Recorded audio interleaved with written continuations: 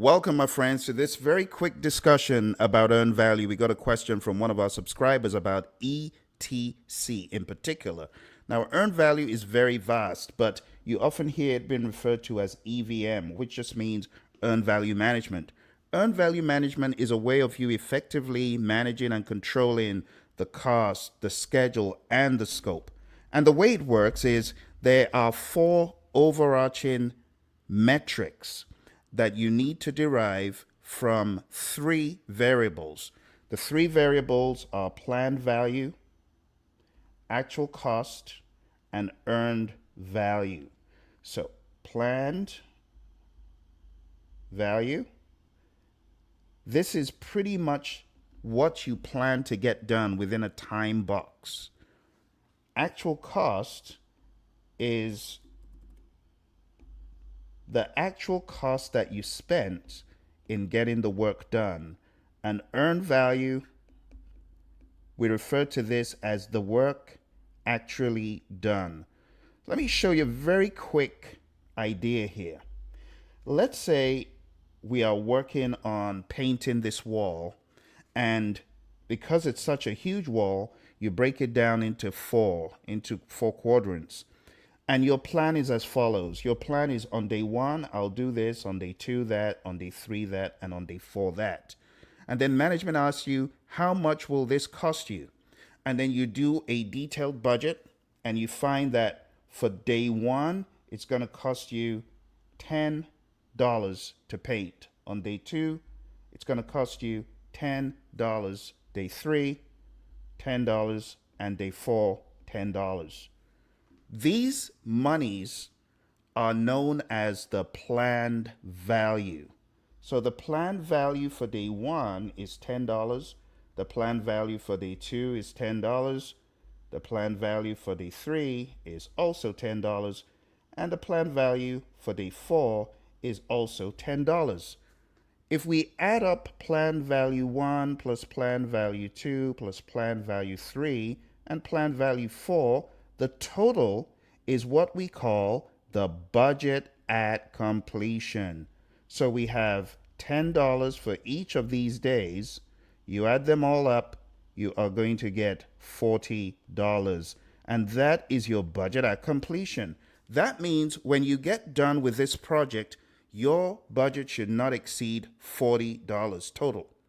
Okay? Now, assuming this project began. As the project begins, suppose on day one, at the end, instead of you getting all the work done, you only got the shaded area done. The question then is, what percentage of work have you accomplished? Because you will use that percentage of work to understand the earned value. You see, earned value is what you actually accomplished. So let's put a few tags on this. Earned value is what was done. The value, right? What was done. Planned value is what was planned. See that? And actual cost is what was spent. Three variables. What was planned, what was spent, and what was done. So when we go over to this example of what happened really on the project, we already know that what was planned was $10 worth of work. And we know that what was planned was the entire area. The entire area was planned, but when you boil it down, the entire area wasn't done. So, math minds in the room, tell me what percentage was completed? The answer is 75%. This is 3 quadrants out of 4, which is 3 out of 4, 75%. Okay? So we know that 75% of the work was done. And if we know the value of the entire work, the planned value was $10, then the earned value is going to be the percent complete times the planned value. Percent complete times planned value gives you earned value.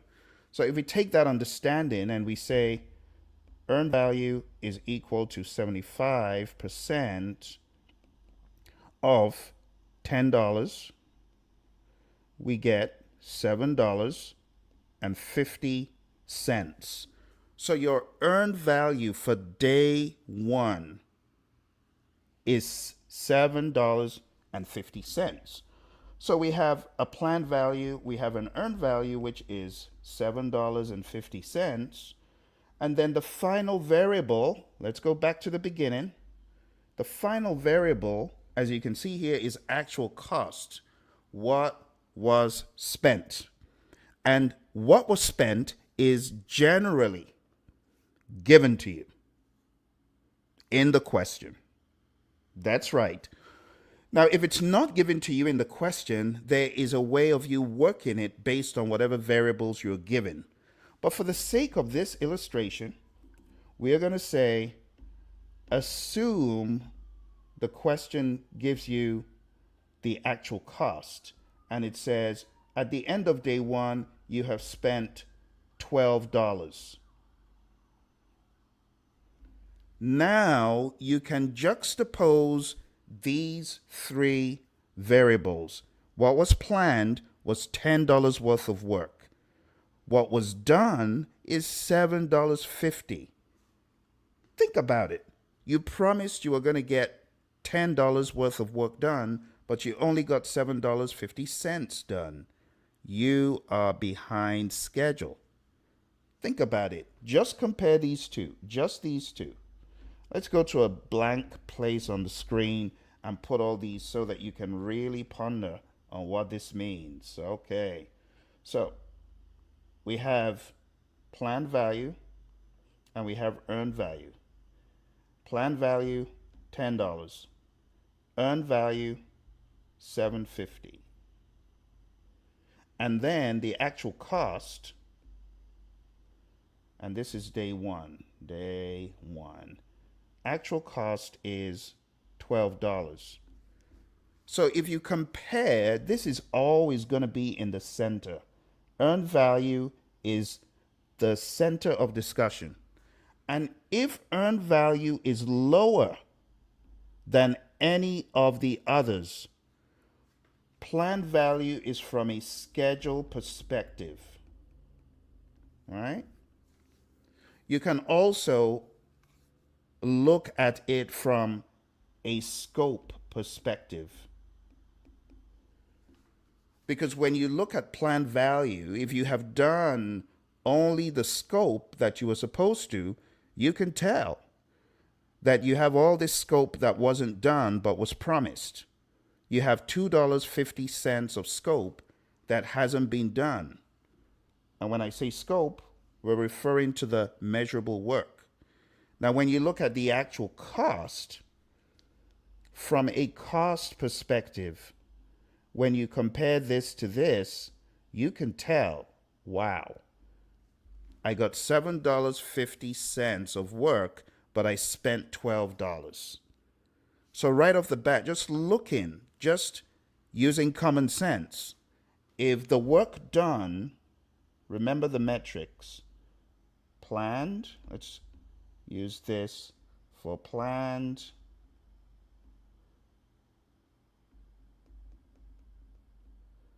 this is for done, and this is for spent. It's a common sense thing. And once you get this, whenever you look at these metrics on your exam, you will always understand what the state of the project is. Because if earned value is lower than any of these two, it's unfavorable. If it's equal, then you're right on target. You get what I'm saying? And for that reason, we have these metrics that we use to further understand these numbers. And the metrics are as follows. I'm going to erase all of this and just show you real quick. So we have the cost performance index. We have the schedule performance index. We have the cost variance, and we have the schedule variance. All right, pay close attention. This is where it gets interesting.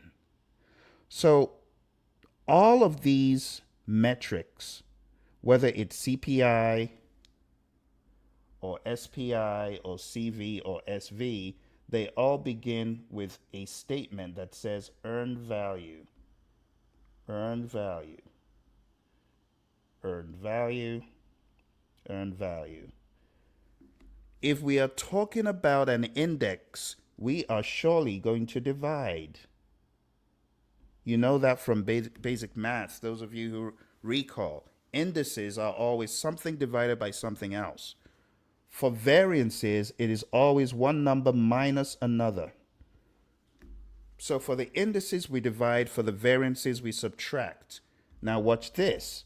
Where we have a C for cost, the variable that goes in is actual cost.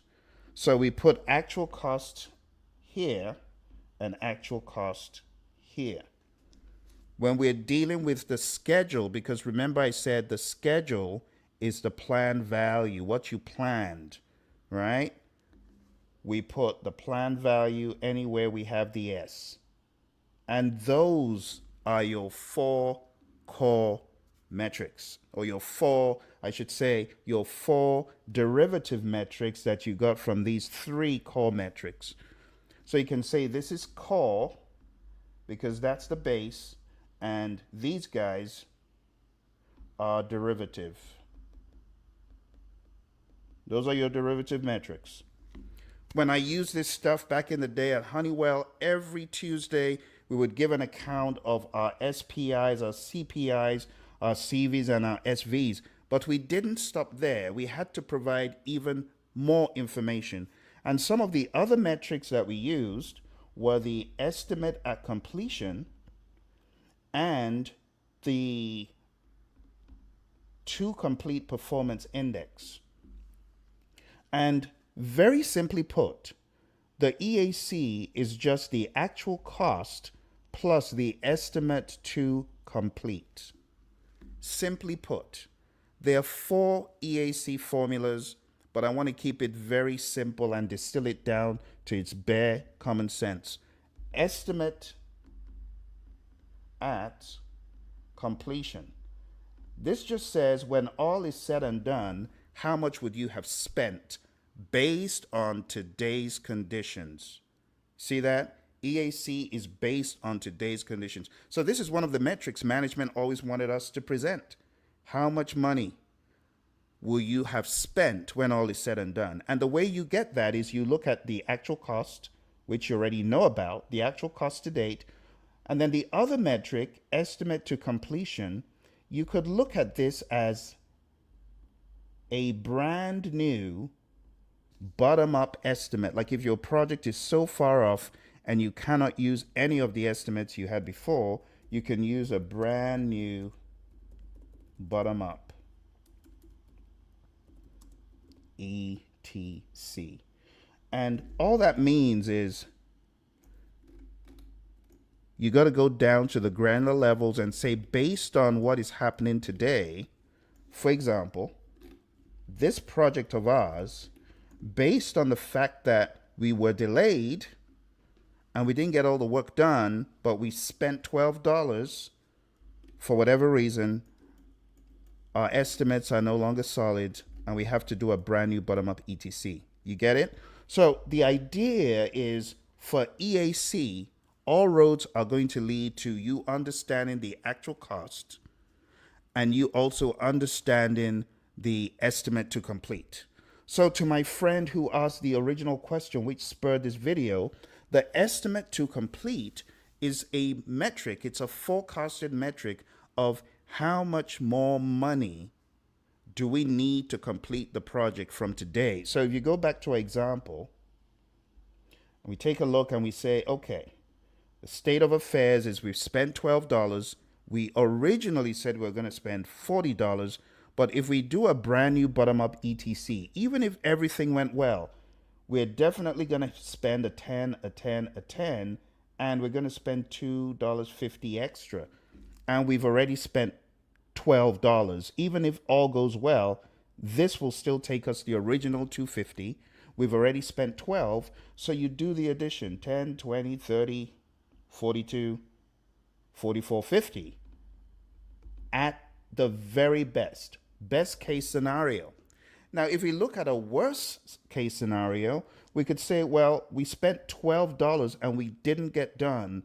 And if we look at the rate of spend and we say each quadrant we spend $4, we can say we're not going to spend 250, we're going to spend 4 for this. So your estimate could then be, well, $16 for each quadrant times 4 is 64. Are you getting the idea? So the idea is to look at the current state, and based on your current state, you understand what your end state will be. And EAC is your end state. Now, for that reason, on top of the EAC, we talk about something called the VAC, the variance at completion. And the variance at completion just means you're saying the original budget minus whatever the EAC will be. See? V equals B. It's a quick way of remembering it. Now, if that's the case, just looking at our original example, we say our variance at completion, let's say we go with a higher number. We can say the variance at completion is going to be that $40 that we estimated in the beginning, the original budget at completion, minus 64. Let's just say we go with 64 for worst case scenario, $64. Then you're going to have a negative variance. Your variance at completion is going to be minus $24. And these are the numbers management wants to know in advance, especially on big aerospace projects, government projects, which is why earned value is used. A lot of people saying that earned value is useless. It's not useless if you're trying to regulate and control how money is spent and you're holding people accountable.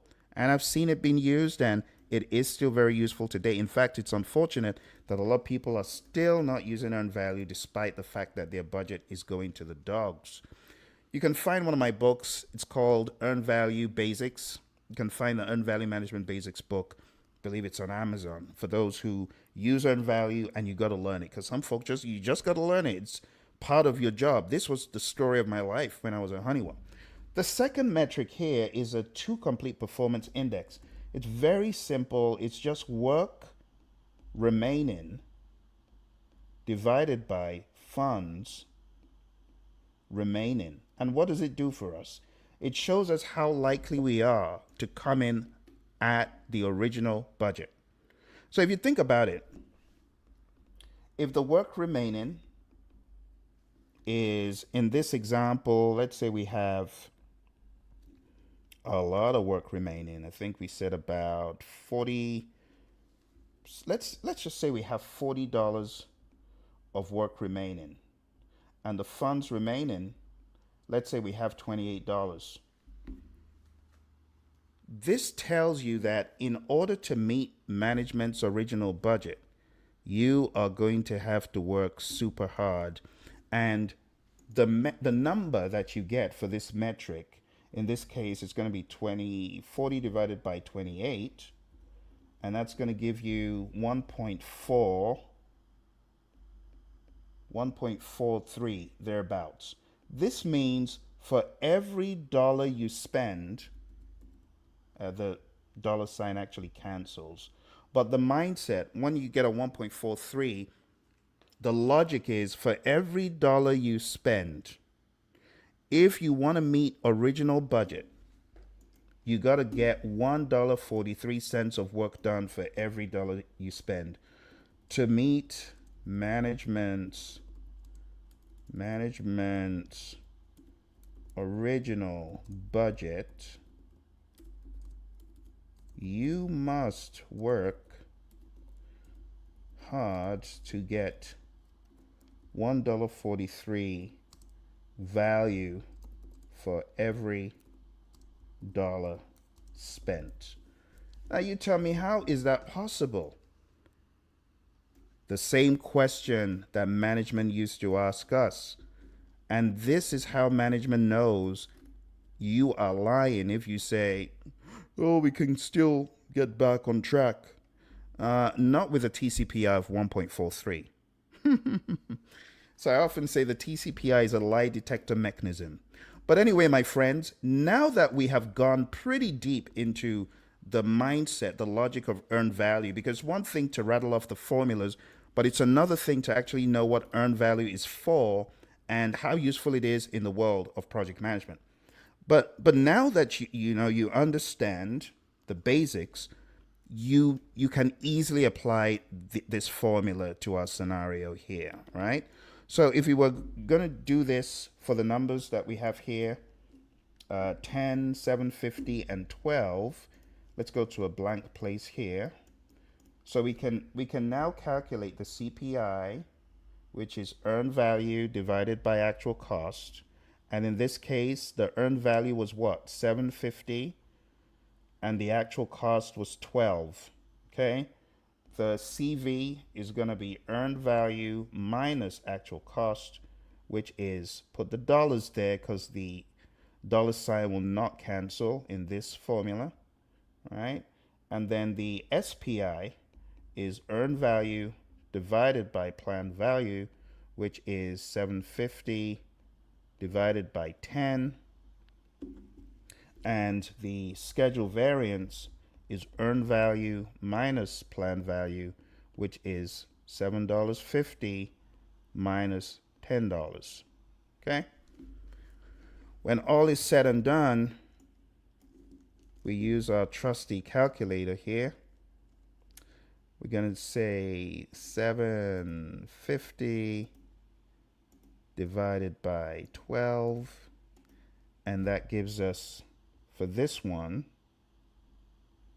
0.625. For this one, we get a negative 250. For this one, we get a 0.75. And for this one, we get a negative, oh, I beg your pardon, negative 450 for the top. There had to have been something wrong. That's a negative 450. Okay. Negative 450 and negative 250. Okay. Hopefully those numbers stack up. I didn't use a calculator. 7.5 minus 12. Yes, that's a negative 450. So what do these numbers mean? Let's go through them one by one. 0.625 means for every dollar you're spending a dollar, but you're only getting 62 cents. 62.5. Let's put the 0.5. You're getting 62.5 cents value out of a dollar. You're hemorrhaging money. You're wasting money. That's what it means. And then the 450 means you are $4.50 over budget. You're over budget. Okay? And then the 0.75 means you are only 75% efficient schedule-wise. That means you're planning to do 10 things and you're only getting 7.5 things done. You are behind schedule, and if it continues like that, you're going to end up being late overall. The $2.50 here, the negative 250, means you have $2.50 worth of work or worth of schedule to complete. So your $2.50 worth of work can be seen in that image where we have everything done for day one, but that place I've marked X. That's the 250 that you're missing. So when you make earned value visual, and you break it down like this, it becomes a lot easier to understand. All right? To better understand how earned value works, we should probably create a table, and we should create a table for you to better understand the metrics and the, what should I call it, the implication of the metrics. So let's create a table real quick here.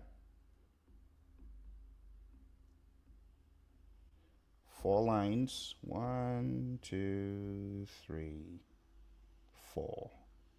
Okay. And the way I like to think about this, I like putting cost together and schedule together and earned value. Let's actually make it a few more. This is going to make it easier for you.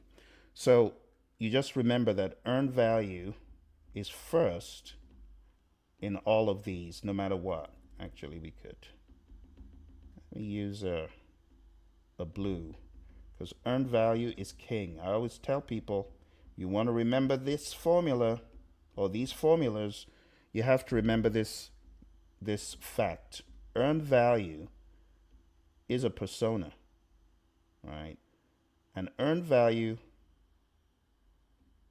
has a crown on his head with rubies. It's a persona. And earned value gets mad if you don't put it first in the equation. Now you remember this. You will never forget this. But on a very good day, it has a sinister, toothy grin. It's been vindicated, and it's always first. So earned value is king. EV is king. Don't forget it. EV is king. Right? All right. That's how you remember earned value comes first.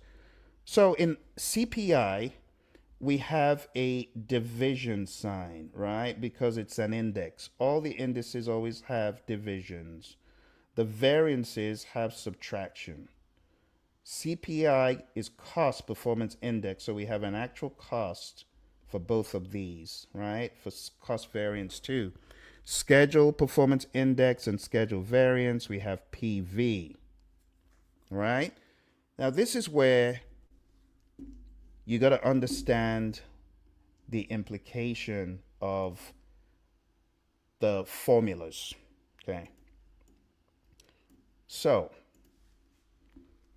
when it comes to the indices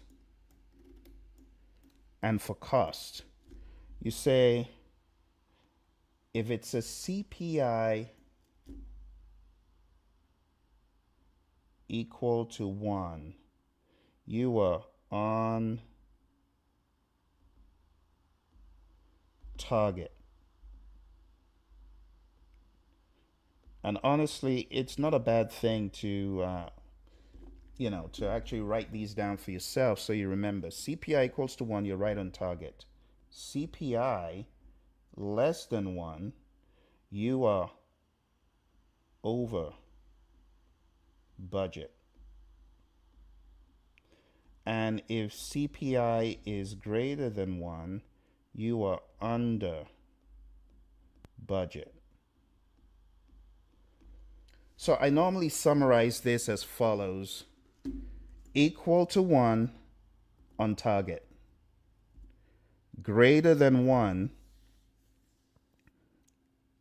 is good. Less than 1 is bad. You see, greater than 1 is good, less than 1 is bad. When you have this as a default, it just helps you. Greater than 1 is good, less than 1 is bad. Greater than 1 is good, under budget, good. Less than 1, over budget, bad. Equal to 1, on target. So it's either on, over, or under. In the same token, when we take a look at our cost variance, we can say cost variance equal to 0 on target. Cost variance less than 0 over budget. And cost variance greater than 0 means you are under budget. Get it? This is how you rationalize. For the indices, equal to 1 on target, less than 1 is bad, greater than 1 is good. Now, if it is so much greater than 1, that could actually be a concern. So you got to watch it. For example, if you have a CPI, let's say your CPI is a 4.5. That means you're spending $1 and you're getting $4.50 out of a dollar. Are you a magician? Are you a Houdini? How are you doing that? So sometimes when your CPI is so high, it's a red flag. You know, like with government, if your CPI is more than, I believe it's 1.02, if it's greater than this, you are going to have some explaining to do, because it could mean you don't know what you're doing, or the marketplace conditions are crazy, or you're padding. That's what it could mean. All right, let's finish this off.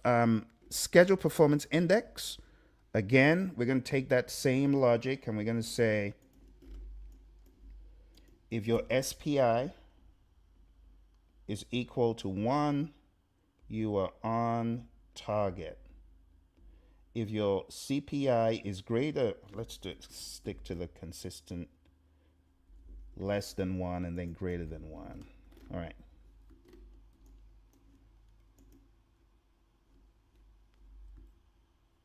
Here we go. Okay, so if it is, let's see what we did up here, less than 1 and greater than 1. So if your SPI is less than 1, you are behind schedule. You know, we gotta call it schedule. Don't make the mistake of confusing SPI and CPI. They are not interchangeable. Cost performance does not equate to schedule performance. Just remember that. And then lastly, SPI, if it's greater than 1, that means you are ahead of schedule. Okay? And then last but not least, the same for the cost variant, schedule variance. Schedule variance equal to 0 is on target. Schedule variance less than 0, this is bad, this is behind schedule. And schedule variance greater than 0, this means you are ahead of schedule. So positive numbers are welcome within reason, negative numbers are not welcome. Okay, so we could say this is the implication, and we can say this is the metric, and these are the variables. This is your first variable, this is the operation, and this is your second variable. Okay, so in the case of our work on that problem here, we got a 0.625, a 450, a 0.75, and a 250. So if you put them in context, 0.625 minus 450, a 0.75, and a negative 250. When you do that, you now see what this means. So 0.625 is less than 1, you're over budget. Negative 450 is less than 0, right? So you're over budget. 0.75 is less than 1, you're behind schedule. And negative 250 is less than 0, So we can tell you're behind schedule. Now, if someone asks you which of these is the best measure of absolute performance, it will always be the indices, because this number, even though you understand the context of it because you have the budget at completion, you may not have that in a question. So this doesn't show you how bad things are. This does. Even if you're dealing with billions of dollars, this tells you how bad things are. Same for this. Tells you how bad things are. So someone might say, but Phil, how does one implement this stuff? Well, you implement this stuff with a lot of good project controls. You must be taking stock of your spend. You can't afford to say, well, people are hourly, so we're just going to go with, with the flow. Well, that's a sure way to kill any earned value operation, which is why on some projects it may not make a whole lot of sense, but I would still cost what we're putting in terms of effort. I would still do that, especially if you're working on big projects, because earned value helps with accountability. And if there's no accountability, people just spend anyhow. I've seen it happen time and time again. People, they make up numbers, they make up stuff, and they tell you everything is good until you look under the hood. I'll give you an example. We're working a project, and management took a look at the earned value metrics, and they said, knowing the kind of contract that we have, there is no way your cost performance index should be a 1.25. Why is that? Well, the work that we're doing is a level of effort project, and there's no way you're putting in more effort than you should. It's a level of effort. It's straightforward. We're paid by the hours. We don't go over the hours by contract. So if we have been doing that, then there's something wrong. You see, earned value raises the red flag and says someone's up to something or something's going wrong. Long story short, I do the investigation. I contact our field service engineers. I make the request for an explanation of how we spending this much. How is this happening? And come to realize we had people who were charging to a wrong cost center. And as a result of that, it was making us look good. There was a discrepancy. We're looking too good. It should be a 1 on a level of effort type of project. But this is just one example of how valuable earned value could be when it is done the right way. When it's done with, you give people the training, the education, you hire the right people, you've got ethical people, not people who are trying to game the system. Earned value can be extremely valuable to any organization. All right. Well, again, I hope this has been of value to you. I want to give a huge shout out to a friend who asked the original question, because we got this question from someone who was very curious to know about the estimate to complete. And sometimes if you don't get specific questions from people about earned value, you feel that, oh, it's straightforward, they should understand, they should get it. But maybe not. Maybe they don't get it. And that's why they ask questions, right? That's why we got the question from our subscriber. Now, if you have any questions, please ask. I want to give a shout out to the specific user, and that's our hero. Rhea. It's Hero Rhea. Roberts. Rhea. Hero Rhea. Roberts. So shout out to you, because without your question, I would not be creating this video. Oh, it's Rhea. I beg your pardon, Rhea. So Rhea, thank you for asking the question, because without your question, I'm telling you, I would have thought ETC is not really that high in demand.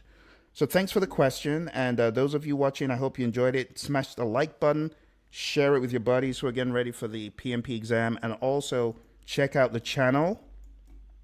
We got a couple of channels. We have the Praizion channel, Praizion, and then we also have the Project Leadership Institute channel,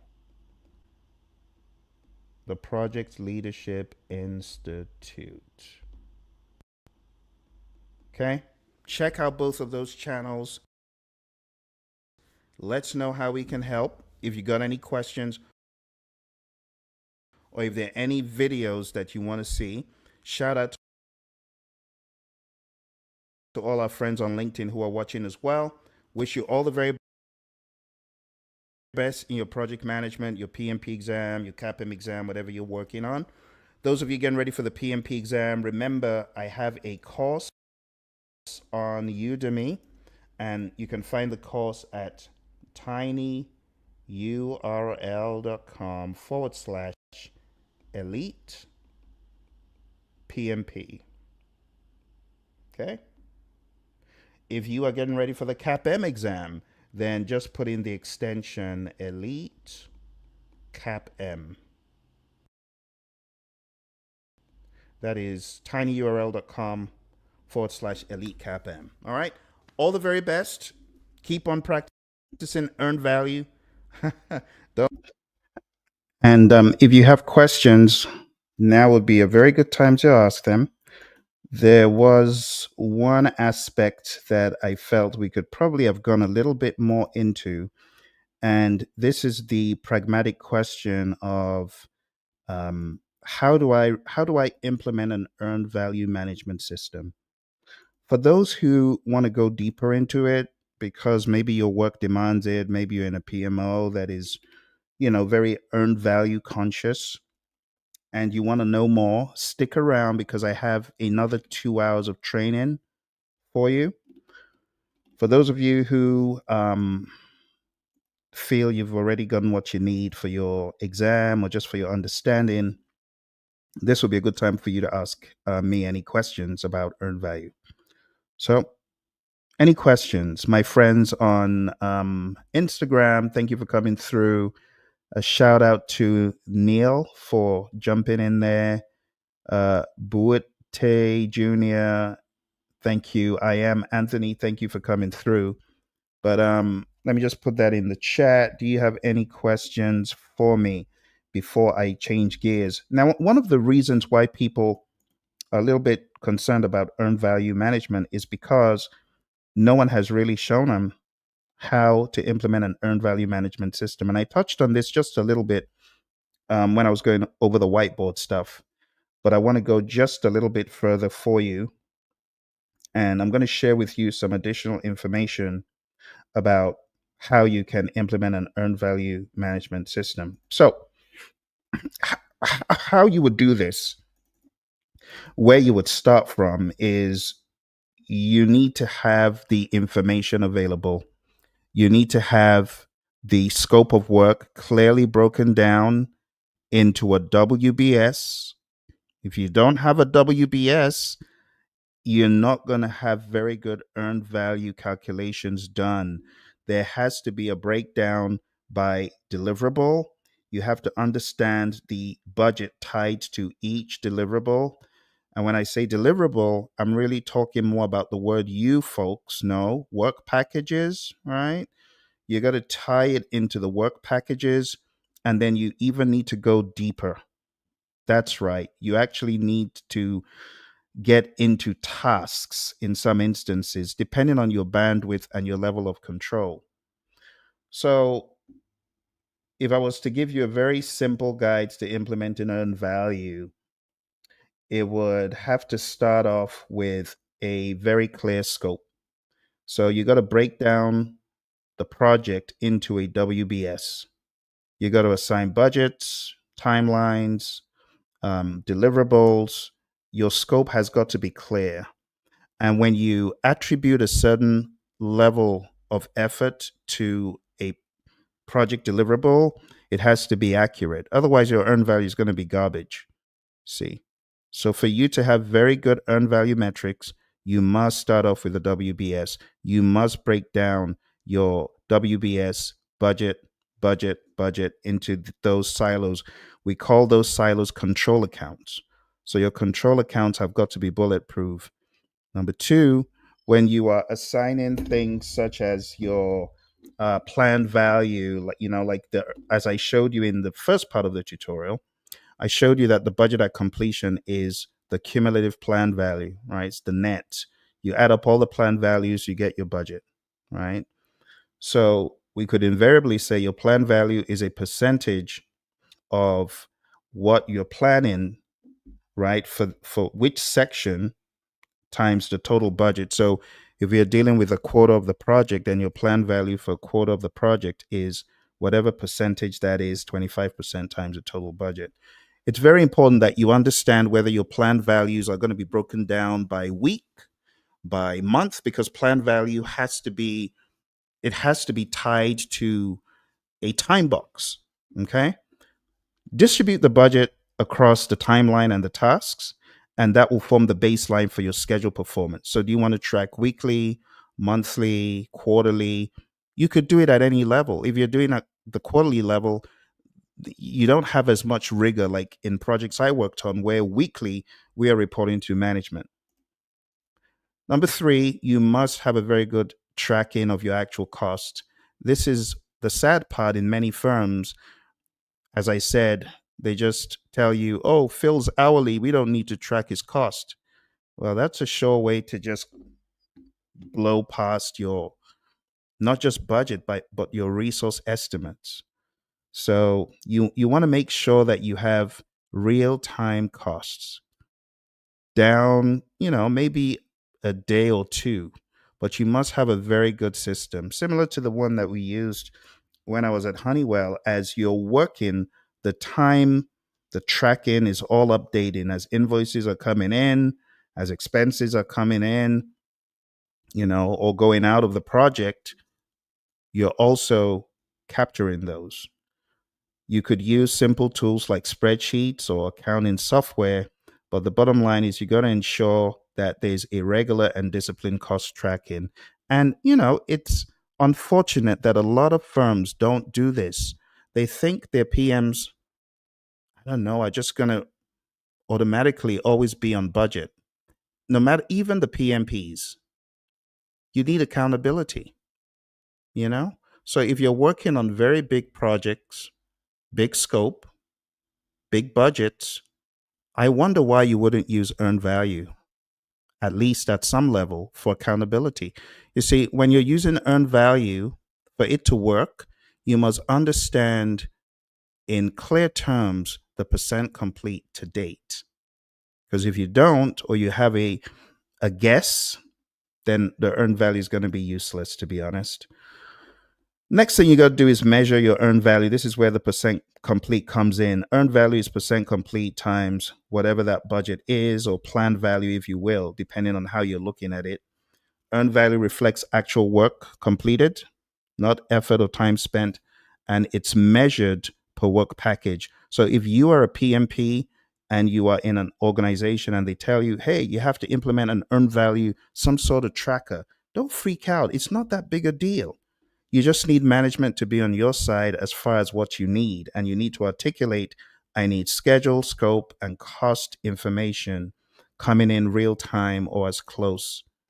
And then the next thing is you calculate key metrics, right? SPI, I've shown that to you, right? Are we on schedule? CPI, are we within budget? And ETC, right? What is the future going to be? How much more money are we going to spend? ETC is the metric that is at the center of this discussion. And I'm going to give a shout out to Ria for asking the question, because without that question, I wouldn't have known. Oh, wait a minute. We've not really gone that deep into ETC. ETC is the magic metric a lot of managements don't ask. If only they asked, how much more money do we need from today? They can very quickly see if their people are going to be over budget, especially if you do a brand new bottom up estimate to complete. And then EAC is also a very good one to ask. This is where a lot of CEOs or C level, CFOs should be asking the question, what is your EAC based on today's performance? And it's a simple metric, actual cost plus the estimate to complete. If the team is being honest and the estimate to complete has been done from the ground up, bottom up ETC, not using the EAC equals BAC over CPI, but this one, and they really go down to the granular levels, you'll be able to find out how likely it is for your team to blow past the budget. Just like in the example I gave, EAC was 64 and the BAC was 40. Now scale that up into the millions and you can see how useful this is. All right. Use simple tools. You can use Excel. Google Sheets is good because you've got common accessibility from your team members and they can put in their own numbers. If you're really looking to do this in your organization and you need help, you need consulting, I offer that. So if you're looking to bring earned value into your firm, you want a simple system, you don't want to break the bank, yeah, we can easily build something with Google Sheets easily. And I can always show you how to incorporate some AI into whatever you're doing just with Google Sheets. You can actually use it very conveniently to understand your project's health. So if that is of interest to you, just reach out to me, info@praision.com. That is the email address for the organization, info@praision.com. I'm going to put that in the chat because I know a lot of people, you want to do this, but you don't know how. And you don't want to break the bank by going to, maybe you don't have SAP modules for earned value and you're wondering, what do I do? Easy. Google Sheets. Easy. All right. So you would set up your Google Sheet with the AC information, the PV information. Already you've broken down your scope, right, into the WBS. So you got your EV, your PV, your AC, you're being honest. You've got access to those numbers coming in for resource hours or cost. If you do a conversion, a lot of firms get stuck on, well, Phil is this, $100 an hour and Bob is $200 an hour. How do we get all their monies in there? You just go with an average company rate. Go with an average company rate. But it needs to be based on historical information and expert judgment. It is doable. It may not be a perfect number, but it's better than nothing. All right. And then for earned value to actually work, there has to be accountability. If management isn't interested in the metrics, it is never going to work. All right. The next part is the monitoring and reporting, which is where management comes in. We want to be able to visualize the trends. So if your CPI is always sub one, the end is evident, right? If your SPI is always above the one, it's also a good time to ask questions. How are you performing so well? Did you pad? And this is how the government uses earned value metrics. They ask intelligent questions. You also could highlight variances, just like I told you the story of our CPI was like a 1.25. It was looking too good. And then management said, Phil, you got to look into this. There's no way it could be because it's a level of effort project, right? As far as the reports, keep them simple, keep them clear, and keep them decision focused. And at the end of the day, you're going to get good feedback from management. Some of the mistakes that you need to avoid as you use earned value, it's confusing effort with actual value delivered. So you could put in 10 hours, doesn't mean that you actually delivered the equivalent of 10 hours of value when you boil it down. So you put in 10 hours to complete 10 things, right? You told management, I'm going to get 10 things done in 10 hours, but you're done with the 10 hours and you only got 4 things done. Mm. Now you can see how effort is not the same as value. And that's why we have earned value to actually look at the scope completed. So if you look at the scope completed and you only got 4 out of 10, then that's not your earned value. Your effort is, yeah, you put in 10 hours, but the value you got out is 4. You get what I'm saying? Another mistake that you want to avoid is infrequent updates, just wishy-washy. Okay, we reported on this, and then another 2 weeks go by, and no accountability, no reporting. That's not how to use earned value. Management has got to be like a hawk watching those metrics. So there has to be accountability at the higher levels. My advice is for the C level, the VP level, to build that into their monthly reviews and have the director level people build that into their weekly reviews so that it all goes up. So at the end of the day, the C level or the VP level may not have a weekly report, but at the end of the month, their eyes are going to be on that thing. And then the directors, they're all over that stuff on a weekly basis. Managers, maybe even on a daily basis. Because with earned value, and I'm talking about millions and hundreds of millions of dollars kinds of projects, this is, in my mind, something that every one of those projects should have. This used to be the story in the US government, earned value, for a lot of these projects. Unfortunately, now a lot of people don't use earned value anymore. So the bottom line is earned value helps answer what did we plan to do, what have we actually done, and what did it cost. Start simple, track consistently, and you got to decide wisely. There has to be the smart people in management being honest and telling the truth about how things are looking. Sometimes things aren't looking great. And that would be a perfect opportunity to just fess up, own up, and say, hey, things aren't going that great. What are we going to do to get things back on track? Okay. Any questions, my friends? Questions, comments, concerns? Because we're going to amp it up a little bit. We're going into the belly of the beast further. For those of you who missed the beginning, it's okay. I've got a huge amount of information I'd like to share with you on earned value for beginners. So we'll go back to ground zero. I'm going to start from the ground up, and we're going to be rolling for roughly 2 hours. Okay, for those of you who have the stamina. So let's begin our conversation. Let's get rolling.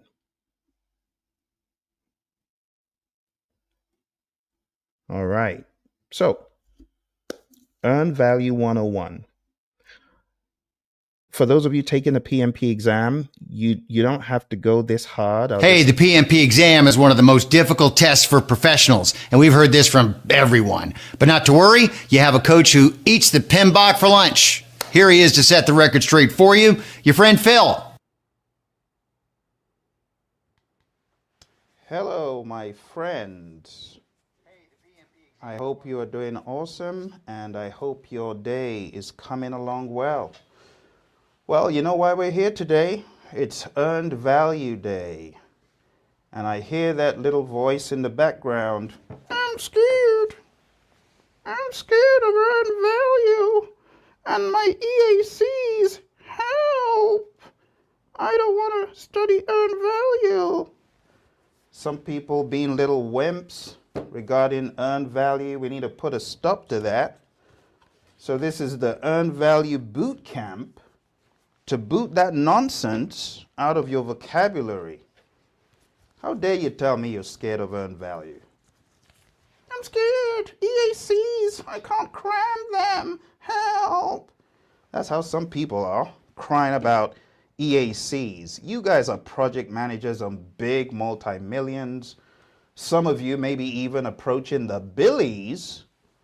And you're here whining about EACs. We're going to put a stop to that tonight. We're going to try to get you in ship shape for the PMP exam where earned value is concerned. So I'm going to put up my no whining sign. No whining allowed. We're going as hard as possible right now on earned value. Our main intent with all this stuff is to get to the point where you feel very, very comfortable with earned value management. That's my main aim. If I can get to the point where you feel comfortable with earned value, then I would have achieved my goal tonight. So why don't you chat into me? I'm very curious to know, first of all, how you're doing. I hope you're doing good. But I also want to know how you're finding earned value. You finding it a manageable topic? And if not, just chat into me and tell me what are your pain points, if any, in earned value. Hey Shri, how you doing? Shri, I thought you would have run out of energy. You mean business with your PMP prep. You're definitely not that baby archetype, are you?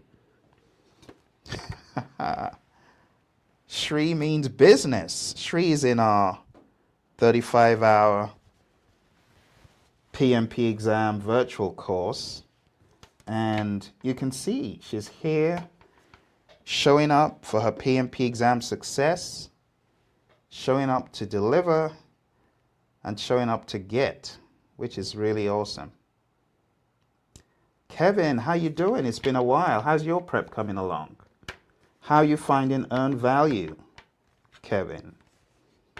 I hope you're finding it good. Well, today is, like I said, it's earned value day, and this is the day that we're gonna really show earned value, what we're made of. Now, this annoying character behind me has been messing around with my connections.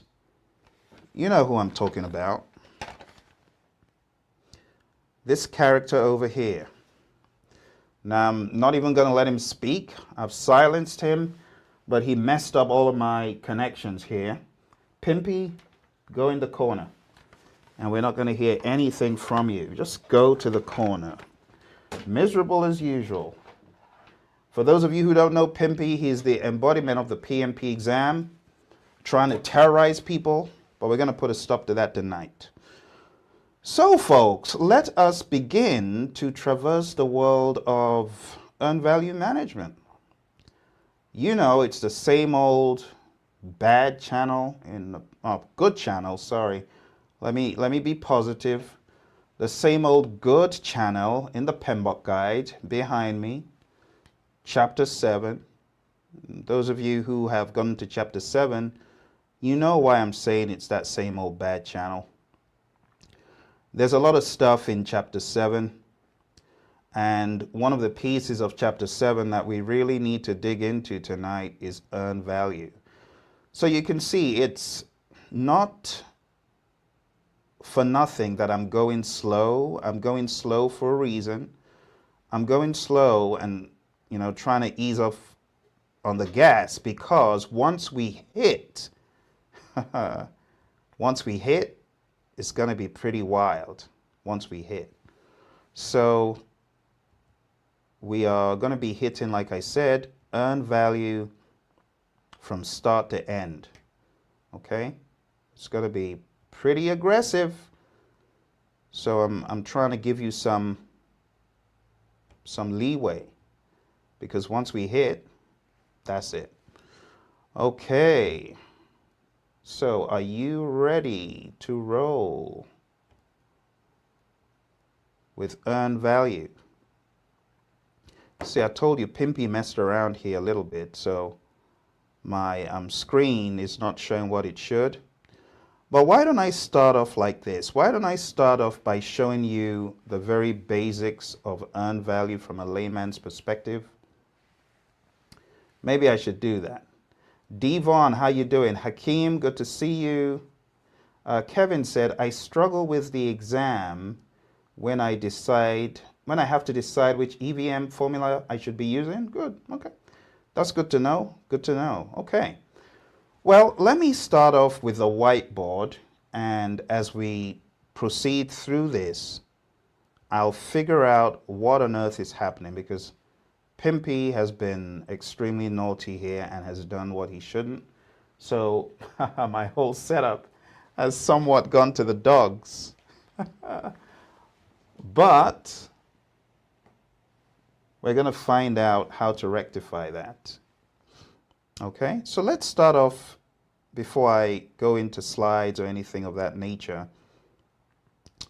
Let me start off with the basics of earned value. I'll try to do it from a more organic standpoint here. So I'm showing you a whiteboard, okay? Here is the summary of earned value from a layman's perspective. EVM is a story about, one, am I on, over, or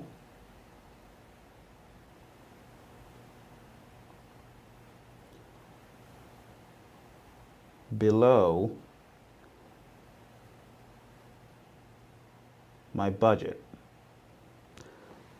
One, am I on budget? Am I over budget? Or am I below the budget that I planned for a particular activity or particular thing on the project? That's the first thing that EVM is going to help you address. Am I on budget? Am I over budget? The correct word would be under budget. Under budget. Okay? So earned value right off the bat is going to address that. Am I under budget? Am I over budget? Am I on budget? Okay. The next thing to be addressed here is, am I on, ahead, or behind schedule? That is the second thing that EVM is going to help you address. Am I on schedule? Am I ahead of schedule? Am I behind schedule? See? The next thing that EVM is going to help you address, I'm going to move this up. EVM is going to help you address what does the future likely hold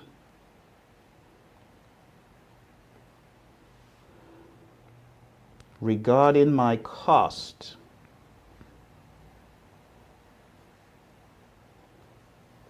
outcome.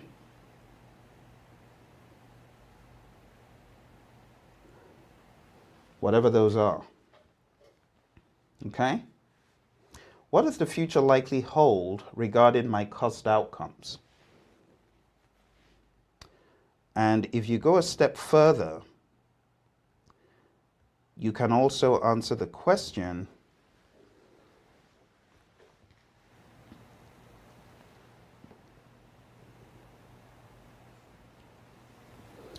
what will my schedule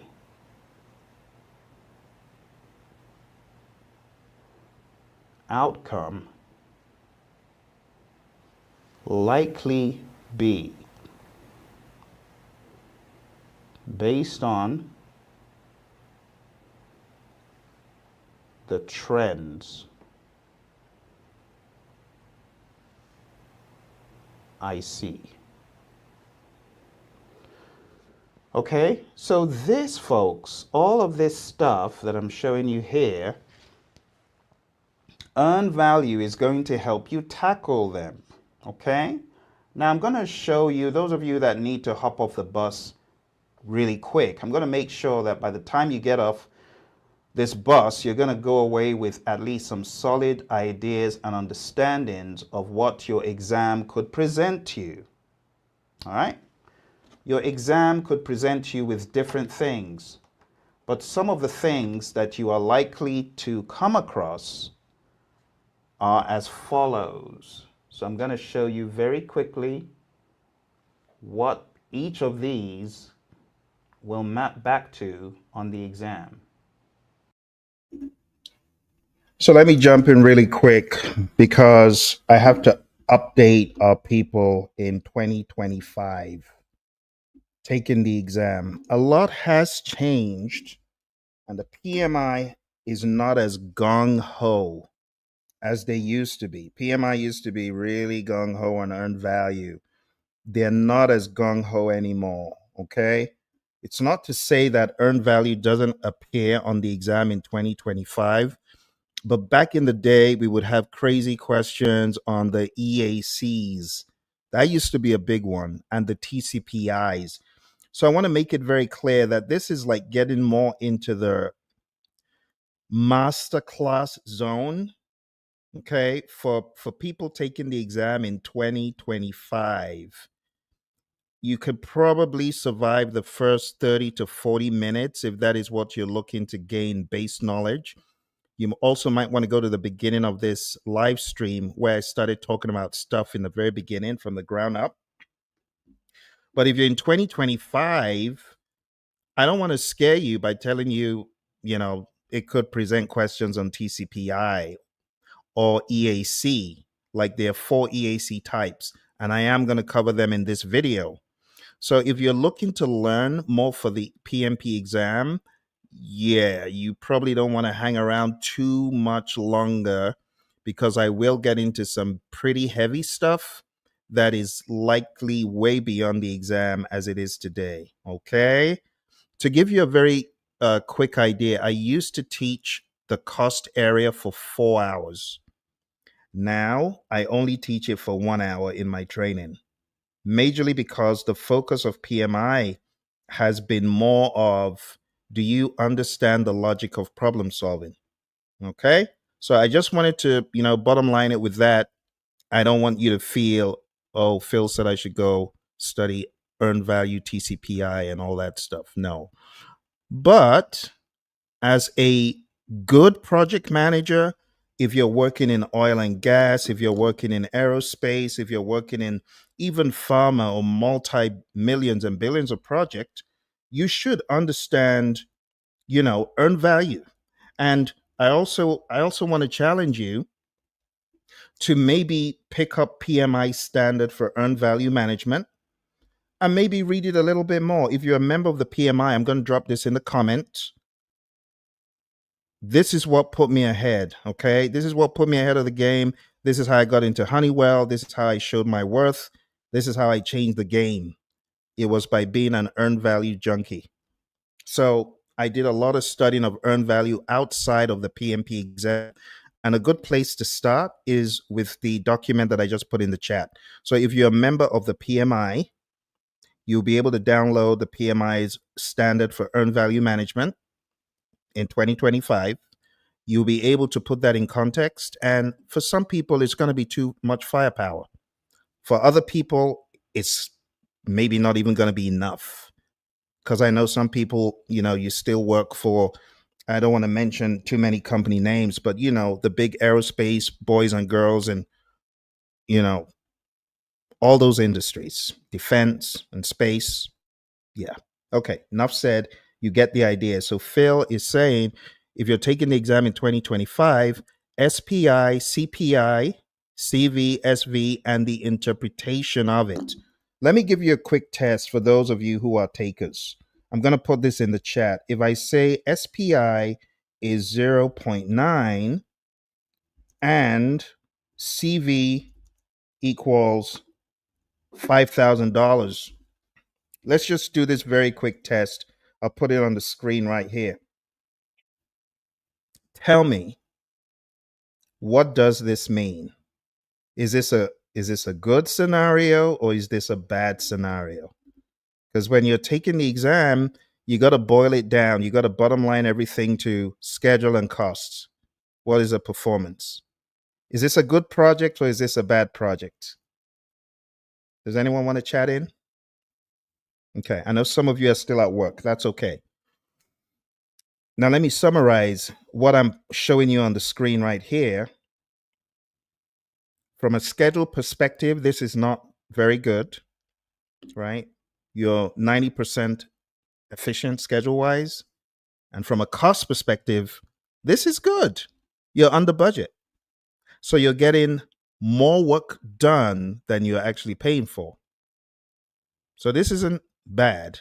It's actually good. Plus $5,000. Now, if it was negative $5,000, we would have a problem. Let me give you one more just to be absolutely sure.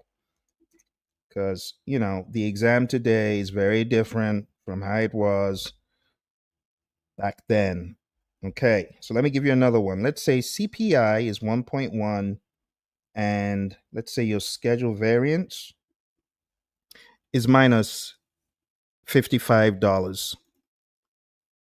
So let's put that on the screen. Tell me, is this good or bad? Okay. So from a cost perspective, you're under budget, which is good. And from a schedule perspective, you're behind schedule, which is not good. Now, we can't say, oh, it's only $55 behind schedule. What if your project is a $75 project? Then this is very bad. You get what I'm saying? So you have to put this in context for your exam in 2025. But beyond that, going deeper into TCPI and EAC is voluntary. It's a matter of choice. And then you got to look at the standard for earned value management from the PMI that I put in the chat. This link over here. Okay. You can go download it. If you're a member of the PMI, it's free. Earned value was my gateway to upping the ante on my career. Because until Honeywell came out with that job offer, I wasn't thinking earned value could be, the main thing someone did for their career, but it was. I was an earned value specialist at Honeywell. So I'm very passionate about this. Like I said, I wrote a book. You can find that book on Amazon. It's called Earned Value Basics. I'm very passionate about it still. And let's put that on the screen. Okay. So while I'm passionate about earned value, I also don't want to mislead you into thinking you're going to have tons and tons of formulas on your exam. It's possible you might have some, and it's very possible you have none, but you need to understand stuff like this. Okay, which is why I stopped going deeper into the material, and I'm trying to help you folks, you 2025, 2026 people. I don't think you're going to get a whole lot of formulas. It's possible you get some. I've had the unfortunate people who have up to 5 or even 10 formulas. But again, under most circumstances, probably not. All right. Now that I've established that, let's jump back into the EVM 101, and then let's scale it up into 202, 303 for those of you who need to go deeper. Different things. But some of the things that you are likely to come across are as follows. So I'm going to show you very quickly what each of these will map back to on the exam. Okay. So, first of all, am I on, over, under budget? You need to know CPI and the interpretations of CPI. See that? CPI and the interpretations of CPI. What does it mean if CPI is greater than 1, less than 1, or equal to 1? Okay?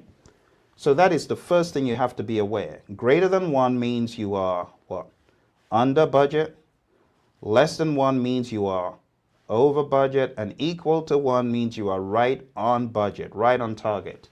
For your exam, cheap exam questions could be your CPI is as follows. Your CPI is a 0.5 or a 0.7 or a 0.9 or a 1.5.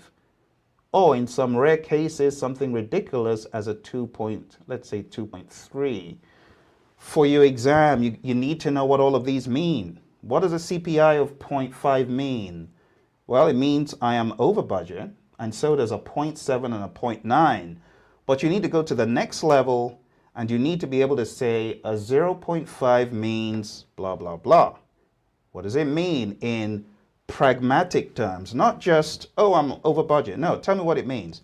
It means I'm spending $1 and I'm only getting 50 cents out of it. Or I'm spending $1 in the case of a 0.7 and I'm only getting 70 cents out of every dollar I spend. Management isn't going to like that, okay? Now, what does a 1.5 mean? It means I'm spending $1 and getting $1.50 worth of work out. That is not bad. But it could be bad if you're in government space and government frowns on you looking too good. Maybe you padded. So as you find these questions on the exam, you do need to proceed with caution, all right? Hi, Andrea, how you doing? Andrea says, hey, Phil, this topic is one of my weak areas. Well, I'm glad we're covering it. You know, the main purpose is to crush this area, get it down pat, and make sure you know all the possible trickery you can find on the exam. Now someone might say, but Phil, why are you authorized to teach me earned value? Well, I've used earned value in my life, on the job. In fact, I was hired by a well-known aerospace company to implement an earned value management system. So I do know a thing or two about earned value. This is not your typical textbook instructor who just rattles off stuff in a PMBOK guide or what they have learned from a PMP course. No, I have eaten this stuff, drank this stuff, smoked this stuff, shot this stuff up into my veins so that when I wake up, it's in my brain. So you got someone who has lived this stuff, okay? So I can tell you all of the stuff I'm telling you here is used in the real world in a pragmatic sense. If you have a 2.3, you got big problems. Big problems. It means that you're spending $1 and getting $2.30 out of every dollar. How is that possible? Management is going to push you back and say, hey, there's a problem. Like in a firm I worked at, we had a situation where our CPI looked too good, and management said, Phil, you need to go look into this. So I went to look into it, and what did I find? I found out that costs were hitting the wrong charge number. That is what earned value management metrics can do for you. It tells you when there is something wrong. It's a signal to management that something is wrong and it needs to be looked into. Now you might say, but why? A 1.25 doesn't sound too bad. Well, if you're in a service contract, how are you pulling that off? Because you know you've got different earned value ways that you can measure earned value. And these are talked about quite extensively in a lot of government documentation. And there's some great work that was done by the Department of Energy, DOE. Maybe before the end of the session, I'll go look for those DOE files that are online and I'll see if I can direct you to them. But there are different ways you can claim earned value. And one of the ways you can claim earned value is by planning out what you need to do over a particular time period and taking account for the hours you work, like in a service contract. So that's how management knew there's definitely something up. This is a level of effort, and there's no way we could have been that good in terms of our CPI. All right, so on your exam, you're going to get questions such as your CPI is this, your SPI is this, and things such as that, okay? So I am on, over, under budget, okay? CPI is the first metric that will address that. I'm going to show you the second metric here. The second metric that addresses this is your cost variance, CV. Now, your cost variance, as the name implies, you're subtracting something, right? You're subtracting your actual cost from your earned value, okay? But I'm going to cover all of that stuff later on. But you need to know for your exam, if CV is equal to 0, what does it mean? If CV is less or greater than 0, what does it mean? What does greater than 0 mean? What does less than 0 mean? Anything equal to 0 on target. Anything greater than 0 means you got some Benjamins sitting somewhere. Greater than 0, okay, means that you are in good standing, but we need to see how good in relation to the budget. So for example, if your CV equals $1, that means you are $1 under budget. That means you've done work and you've got $1 spare money. So maybe you spent $29, but you got $30 worth of work accomplished. That's what that $1 means. On the flip side, if you have a minus $1, that would mean you have spent $30, but you only got $29 worth of work done. You see what I'm saying? So you need to know how to take these numbers as you find them on the exam and convert them into some real dialogue as far as what does it mean? Give me a scenario, give me an example, that type of thing. All right, so I am on over, under budget, so on and so forth. If you ever get the question, if someone says, what is the most conclusive metric for cost? And you have cost variance and cost performance index, the answer is always going to be the index, because a variance does not really tell you how good the variance is. For example, if we have a $1 positive variance, so CV equals $1, you don't know how good that is until someone tells you, oh, by the way, it's a $3 project. And you might be like, wow, we got $1 extra on a $3 project, that's great. But if someone says it's a $100 project and you've got a $1 positive variance, it's good, but it's not that good. So the question is usually, how good am I? And in order to know how good you are, it's always better to look at the cost performance index. You would favor the CPI. It's more conclusive compared to the CV. All right? Now, do you guys have any questions I can answer on CV and CPI before I go to the next topic? Do you have any concerns about CPI? Does it make sense? What about CV? Any questions? Shri says, I agree with you, Phil. PMBOK, that's funny. Ashish, good to see you. Ashish says, it's all about eating, drinking, sleeping, about project management. Repeat next day. And Shri says, wash, rinse, and repeat. You guys are hilarious, but it's true. You got to keep on in the zone until you're done, and then you pass it on to others. Okay, so that is all about the cost aspects. Why don't we dig into the schedule aspects a little bit? Okay, so let's examine this statement of mine here. That is, I am on schedule, ahead of schedule, behind schedule. If we focus on that a little bit more, we're going to have the schedule performance index, and we're going to have the schedule variance to talk about. Okay? And it's exactly the same thing, pretty much. Let me zoom in a little bit and discuss these. So if your schedule performance index is equal to 1, that means you're right on schedule. If your schedule performance index is less than 1, that means you are behind schedule. And if your schedule performance index is greater than 1, that means you are ahead of schedule. So to give you some quick examples, what does it mean if someone says SPI is equal to SPI equals 1.3 or SPI equals 0.9 or SPI equals 3? What do those mean? An SPI equals 1.3 means your rate of efficiency, schedule-wise, is you planned to get a portion of work done, but you got 1.3 times that work done within that time period. It means that you're ahead.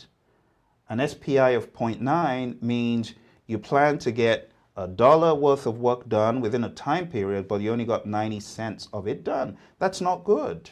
So management will say, what's going to happen to the 10 cents worth of work you didn't perform? And if you multiply that across millions of dollars, you're really late. Okay, so this means you're behind. SPI equals 3 means you plan to get a piece of work done and you got 3 times the amount of work done within the time period. So note this, CPI is for cost, SPI is for schedule. SPI cannot tell you how efficient you are in terms of the cost. You need the CPI to tell you that, all right? So SPI is strictly for schedule. The same thing when we take a look at schedule variance. We take a look at schedule variance here. SV equals to 0 means you're right on target in terms of schedule. Less than 0 means you're behind schedule. Greater than 0 means you're ahead of schedule. So if you say SV is equal to, for example, $200, versus SV equals minus $200. SV equals positive $200 means you are ahead of schedule and you've gotten $200 worth of work done ahead of the schedule. Minus $200 schedule variance means there is $200 worth of work that should have been done by today and it is not done, or it should have been done by the end of the time period and it is not done. All right, so what I've shown you here could probably get you 3 or 4 questions right if you apply the knowledge the right way and you're able to take all of this stuff I'm saying and convert it into real pragmatic terms. Because it's not enough to know, oh, SPI equals this is good, SPI. Convert it into like PM speak, because on the exam, I'm telling you folks, you could very well get this stuff on the exam. Okay? Good. So do you have any questions while I get ready to take us to the next level? You know, to get to the next level, I am going to have to amp it up a little bit with some slides. So I'm hoping I can show you some slides. Pimpy really messed me up this evening with this stuff that he did. He fell, and as he fell, he took down the entire system with him. You know, he's so bad. He's so bad. But any questions on what I have shared so far? Any concerns about what I've shared so far?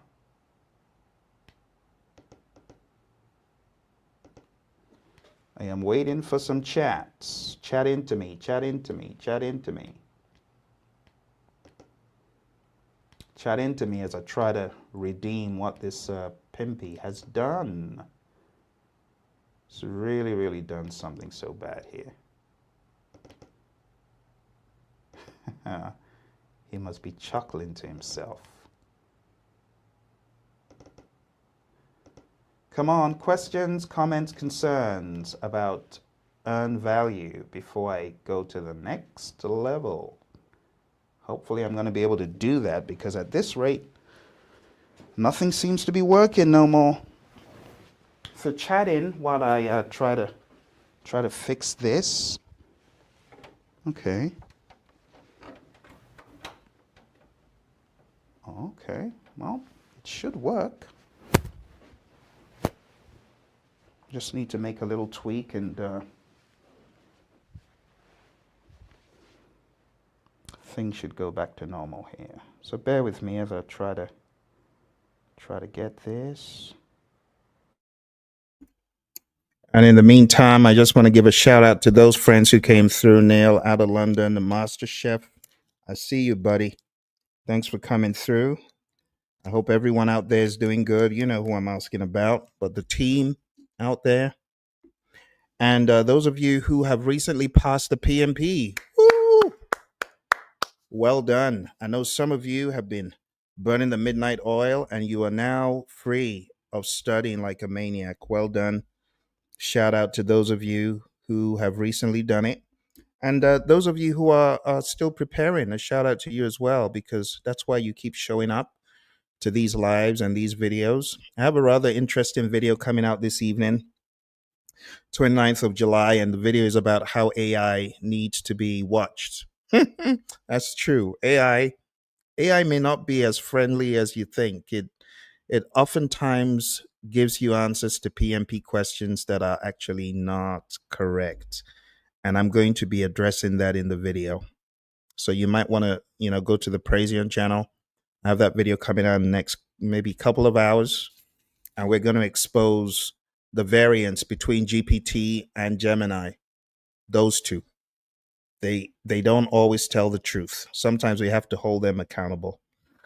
So you might want to look into that. Also on the Praision channel, very recently, we started a series where we're going through the 35 tasks for the PMP exam. So that's going to help some of you who are finding it hard to stay on the wagon because the PMP contains so many different elements. You got the 10 knowledge areas, the 5 process groups, you got potentially 49 processes. Now, even though there's no PMBOK 6, that information is in Process Groups, a practice guide published by PMI, which means it's still relevant. And we can also see the shadow of things to come in the 8th edition, where they aren't backing down from the processes. They're spinning it and weaving it into a few other different allotropes of the same thing. But honestly, I think PMBOK 6 was the best one that was written, just based on what I'm seeing in the 7th and the 8th. And that information is not going away. So it behooves you to understand that stuff, you know. And then we have Agile, we have Hybrid, we have Predictive. It makes it very difficult to manage. And for that reason, we've started a PMP exam mindset series on the Praizion channel.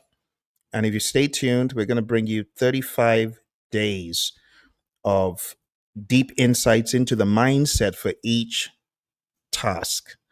Okay? But anyway, let's jump back in. Little nasty piece of work. Okay. All right. Well, let us talk about some of this overarching stuff that I mentioned in the beginning. Devon chatted in, EVM is king, earn value is king. So why don't we take a look at some of these concepts, all right? So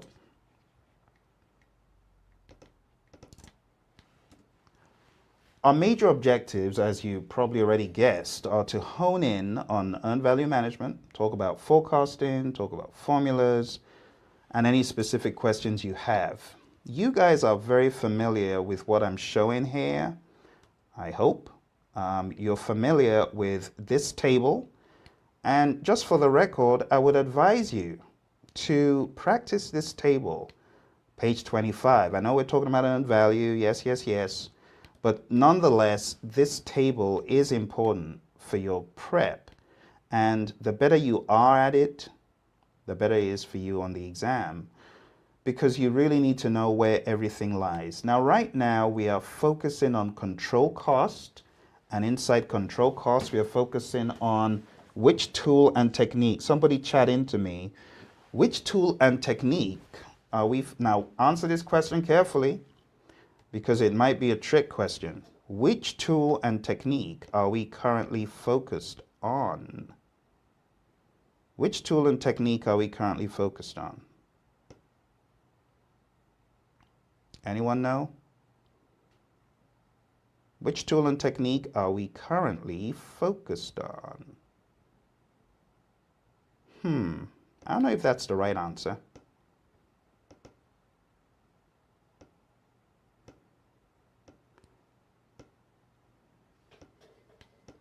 Which tool and technique are we currently focused on? All right, let me take a look at the chats and see if anyone got this right. Shri says, these 4 are clear now. Can't wait to get a hang on BAC, EAC. Very good. Dara, good to see you. It's been a while. Can you talk about TCP? Of course. Of course. Are you kidding me? Dara, are you kidding me? Of course we need to talk about TCPI. Hakeem says there are several EAC for. Of course. Hey. Take a chill pill. You guys sound like you've taken 5 of these. Please, calm down. We're gonna discuss everything. All of it. Thank you, Devon. You are in the zone. Data analysis. That is exactly what we're going to be talking about. Data analysis. And under data analysis in control cost, as my buddy Devon, real name withheld, Devon is on our learning management system. He's there to slay it, kill it, and bring it, by the way. And I'm happy he's in the zone. Thank you, Kevin. Kevin is in the zone, also on our system. Shri as well. You guys that are on the system, what are you doing? What are you waiting for? Anyway, let me get off my soapbox. But we're talking about data analysis. And why do I bring that up? I bring that up because it's very important that, now he's not that important to me right now. In fact, I should send you to the corner, the far corner, Pimpy. You've just been a miserable waste of my time. See how long you took me to set this stuff back up? But let me show you guys. Let me show you. Let's go to 7.3. Those of you who are scholars, actually 7.4, scholars of the PMBOK guide, I want to point something out to you.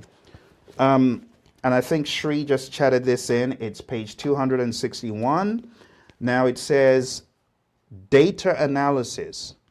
Data analysis techniques that can be used here are not limited to one earned value analysis. So if you come across EVA on your exam, you got to remember it's not always going to be called earned value management, earned value analysis. The second one, which is where a lot of people's nightmares are, is variance analysis. And then the other one that can tell you a ton of things is trend analysis. Okay? And within that, we talk about the charts to be read, we talk about forecasting and so on, and then you've got a final bullet on page 265, reserve analysis, which you guys are hopefully familiar with. But that's not the end of earned value. If you take 66, you also have one more that people run away from, and that is TCPI. So we've got a lot of stuff to talk about, okay? Shri says earned value analysis is pretty much the sub technique. Thank you, Devon. Okay, so I'm showing you this so that you can pinpoint where a lot of this pain is coming from. It's coming from one tool and technique inside one process, but it's big and very significant. And for that reason, the PMI actually have a standard totally dedicated to earned value, or I should say a practice guide for earned value. So if you're a member of the PMI, you'll be able to see where that is. You can download it, and outside of the realm of your PMP prep, probably go into that. But let's go back to our slides because there's a lot of stuff to talk about, okay? And I want to make sure the build-up is thorough. So inside cost management, we have seen our problem isn't with the first three. Plan cost management, yeah, we know what we're doing. Estimate costs, we've got an idea of what we're doing. Determine budget, we're coming up with a final budget, but don't forget there is some stuff in determined budget that we do need to understand for our PMP exam. I'm going to be showing you that a little bit.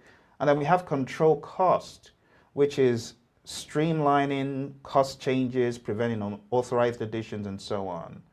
So these are base questions. I expect you to know the answers to these.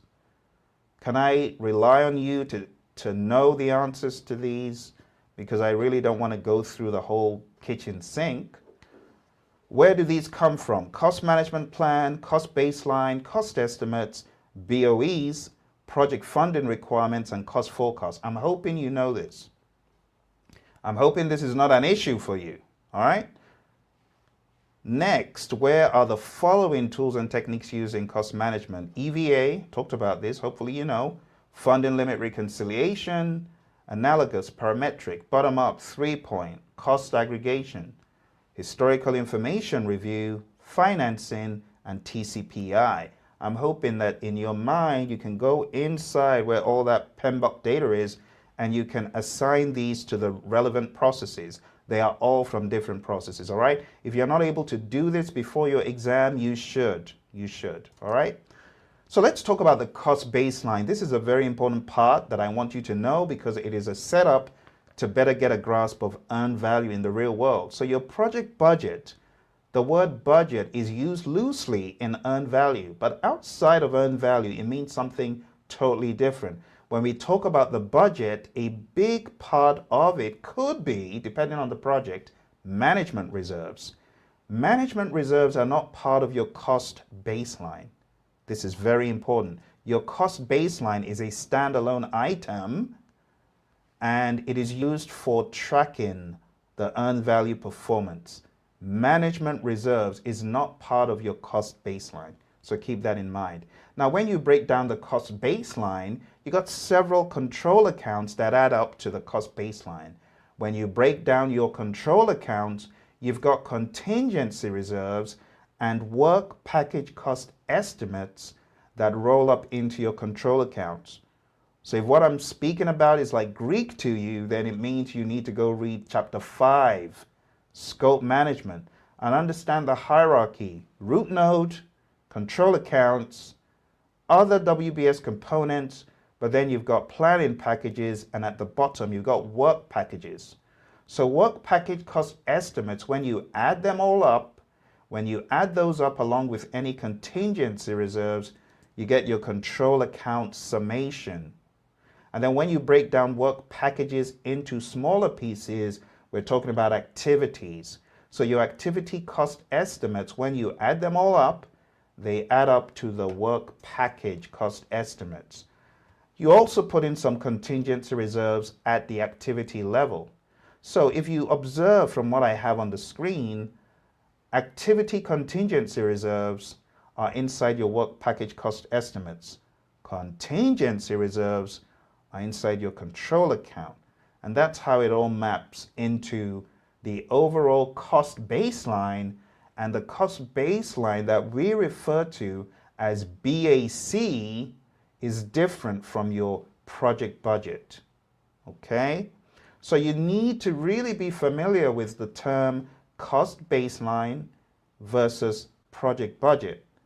And when you hear budget at completion, no, please know they're not talking about the project budget. The BAC is used as a basis for measuring earned value across the entire project, and it's the same as your cost baseline, okay? So do you have any questions about this stuff I just shared? Questions, comments, or concerns? If you have no questions, comments, or concerns, then I'm just going to move on ahead to the next section here. So cost baseline, the authorized time phase budget at completion. This is key. Your cost baseline is not just, oh, it's 5 million total. No, no, no. You got to break it down, folks, into the time phases. Q1 is 2 million. Q3 is 5 million, like that. Break it down into time periods, either by quarter or by month or by week or by day, depending on your project, all right? So the cost baseline is the planned cost over specific time periods in the project. For you to really know what the cost baseline is, you're thinking about the time phased budget at completion. Because if you don't phase out your budgets, your cost baseline or your BAC, how are you going to measure performance? Okay, so keep that in mind, very important. Another big part of cost management is project funding requirements. So it's one thing to know earned value and how we need a time-phased budget, but even before you get to control costs, do you know that you should inform management about project funding requirements? This is when I need the 2 million. Because it's very easy for management to think, oh, it's a $12 million project, you need $1 million each month. No, no, no. I need more money up front, or I need more money in the middle. It needs to be communicated. So this is the final idea of funding for the project in total and also periodically, okay? Let's go into our main topic, earned value management. It's the most commonly used form of performance measurement. It considers cost, scope, and schedule to help the project management team and assess and measure project and progress performance. Project progress and performance. Now, we've already gotten a lot of this stuff out of the way. We've already talked about the overarching pieces that make up earned value management. And let me just get this image out of the way so that you can better see the slide. But what you're seeing there is ETC, CV, SV, CPI, SPI, which are derivatives of the 3 key metrics, PV, EV, and AC. Okay, I'm going to break this down further, but right now this is the top of the waves. You know, we're just trying to get you into the right zone so that I can accelerate this thing and move into the harder areas. The underlying philosophy of earned value is I should get what I paid for. I paid $10, I should get $10 worth of work, right? But What happens if you do not get the full value of what you paid for? Let me move this out of the way. The underlying philosophy of EVM is I should get the full value of what I paid for, but if I don't, then I need to analyze, what is the true value of this thing? How much was paid for it? Is there a variance? If so, why is there a variance? Why did I not get $10 worth of work out of this thing? I paid $10, but I can see it's only worth $8, this thing I paid $10 for. The project manager should then decide, how am I going to correct this issue on the project? So what is EVM? When we talk about EVM, we can break it down into these core metrics. Okay, earned value management is all about metrics, and you need to know what the metrics really mean. Okay, earned value, that is a measure of the work that you have performed. So if you have worked on the project and achieved $5 worth of work, that is your earned value. What is planned value? Well, if I worked on the project and gained $5 worth of work, the question is, how much work should I have completed within this particular time period? And if you got $5 worth of work done, but you planned to get $6 worth of work done, planned value is, I planned to get $6 worth of work done within this time box. I only got $5 worth of work done. You see? So they are different. For those who think, oh, they're not really different. They are different. Planned value is what you planned to get done within a time box. Earned value is what you actually got done within the time box. And the last metric, actual cost, is what you paid. Okay? So at this point, it might be helpful if I gave you a little pragmatic view of these three things. So let's take a look one more time.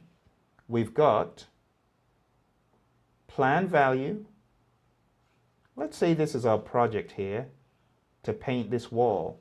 Planned value says, oh, I'm going to paint all of this, and I'm going to paint all of this for $10. Okay? I'm going to paint all the wall for $10. That's planned value. Actual cost and earned value are different. Let's take a look at earned value first. Earned value would be, for example, okay, within the time box, I did not get all of the work done. I got this shaded area done. I got this shaded area done. Someone looks at it and says, okay, that's 60% of the work. Your earned value is going to be the percent complete times the planned value. So we're going to say 60% of the $10. And that's going to be $6. So in this example, you could say your earned value is $6.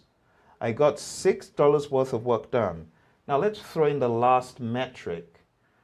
Now, I got $6 worth of work done, but guess what? Things didn't go according to plan. Apart from the fact that I am late because I didn't get everything done within the time box, I actually had to spend $8 bringing in actual cost. I had to spend $8 on this because there were problems on the project that I didn't anticipate. Doesn't that happen in the real world? You plan to use only 5 hours of a resource's time, you end up using 10. Or you planned to spend a particular amount to rent some equipment and you go to rent it and the prices have gone up, maybe bad planning or just circumstances. But the bottom line is you ended up spending more than you anticipated for the work. So two things: you are late because you only got 60% of the work done, and you are over budget. You're over budget by $2 because this work is only worth $6 and you paid $8. You see the problem? So right off the bat, you can see, my goodness, I'm over by $2. My CV is going to be $6 minus $8, and this is going to be a minus $2, which means I'm over budget. You see, I'm over budget. You look at the schedule, the same thing. You're going to say, oh, well, I planned to get $10 worth of work done. I only got $6 done. Common sense tells you, oh, I'm $4 behind. Okay. Now, if we wanted to make it all scientific, we would say, oh, schedule variance is equal to earned value minus planned value. And that is really your 6 minus 10. Don't forget the dollar signs. This is a trick on most exams, but it's a minus 4. Now, on the exam, you know what they could do to you? They could give you options as minus 4, A, minus 4, B, oh, minus $4, B, minus 4, no dollar sign. You see that? You see that trick? There's a difference between the minus $4 and the minus 4. If you choose the minus 4 on the exam, you're going to get it wrong. See? What about $4 and what about good old 4? These are tricks that you could get on your exam, and if you don't pay close attention to the fact, let me help you out. Let me give you one more tip for those who are not looking. Variances, if you're dealing with variances, you're dealing with a currency symbol. You're dealing with a symbol of some sort, okay? If you're dealing with indices, if you're dealing with an index, you just have a number. If you're dealing with SPI or CPI or TCPI, you're just going to have a 0.5, no dollar sign. So if you get questions on the indices and you have A, 0.5, B, $0.5, or things such as that, you know that this cannot be the answer because it has a dollar sign. Okay? So I just wanted to give you a real world view of this very basic concept so that you understand planned value is the promise, earned value is what I got done, and actual cost is what I spent, okay? Planned value is the promise. This right here, planned value is a promise, okay? It is a promise to get done within a particular time period, okay? I'm going to get this done within a particular time period at a particular amount of money or rate. Actual cost is how much did I really spend on that thing? And earned value is how much of the thing, how much of the promise did I actually accomplish? So there's quite a lot of stuff here, guys, to talk about, okay? So going back to our slides here, what is EVM? Now you have a good idea of EV, PV, and AC. Now let me show you when we talk about the budget at completion, there is often some confusion from people about the BAC. I want to see if I can address some of those pieces of confusion. But before I do that, let me take a sneak peek at some of the chats. I think there's been some chats, and I want to make sure that I capture them all. Don't want to miss any of the chats from our friends here. So bear with me while I take a look at what is going on in chat world.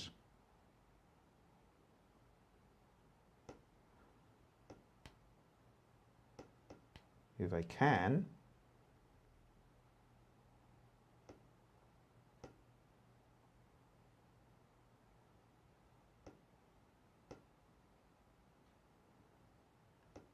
Okay, I'm just taking a peek to see if I missed any chats here, so bear with me.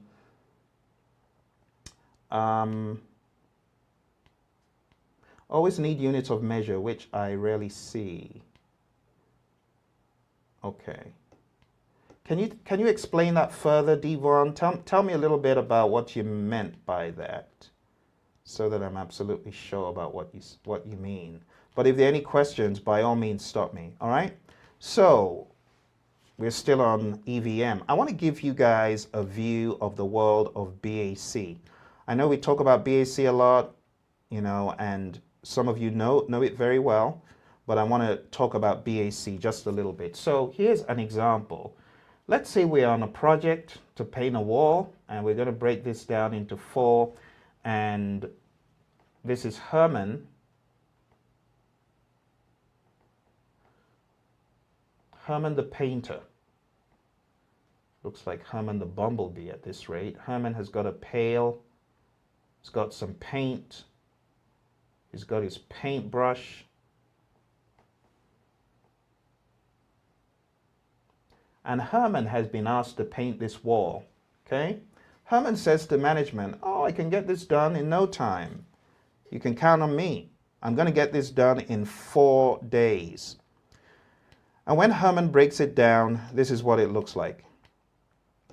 He breaks it down into these 4 days and says, on day 1, I'm going to get this done. On day 2, I'm going to get this done.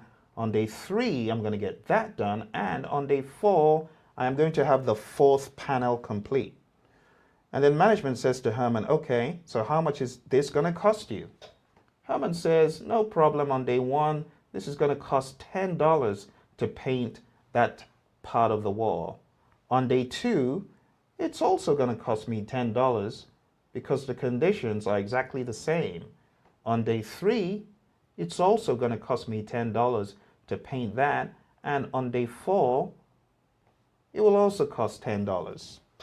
Management says, "Herman, look, the last time you did this, it ended up costing us $120. Are you sure you've got your maths down pat?" He says, "Yes. In fact, let me introduce you to a metric that summarizes all of this. And that metric is the BAC, the budget at completion, which is known as your cumulative planned value." BAC is cumulative planned value, folks. This is so important. I cannot overstate that your BAC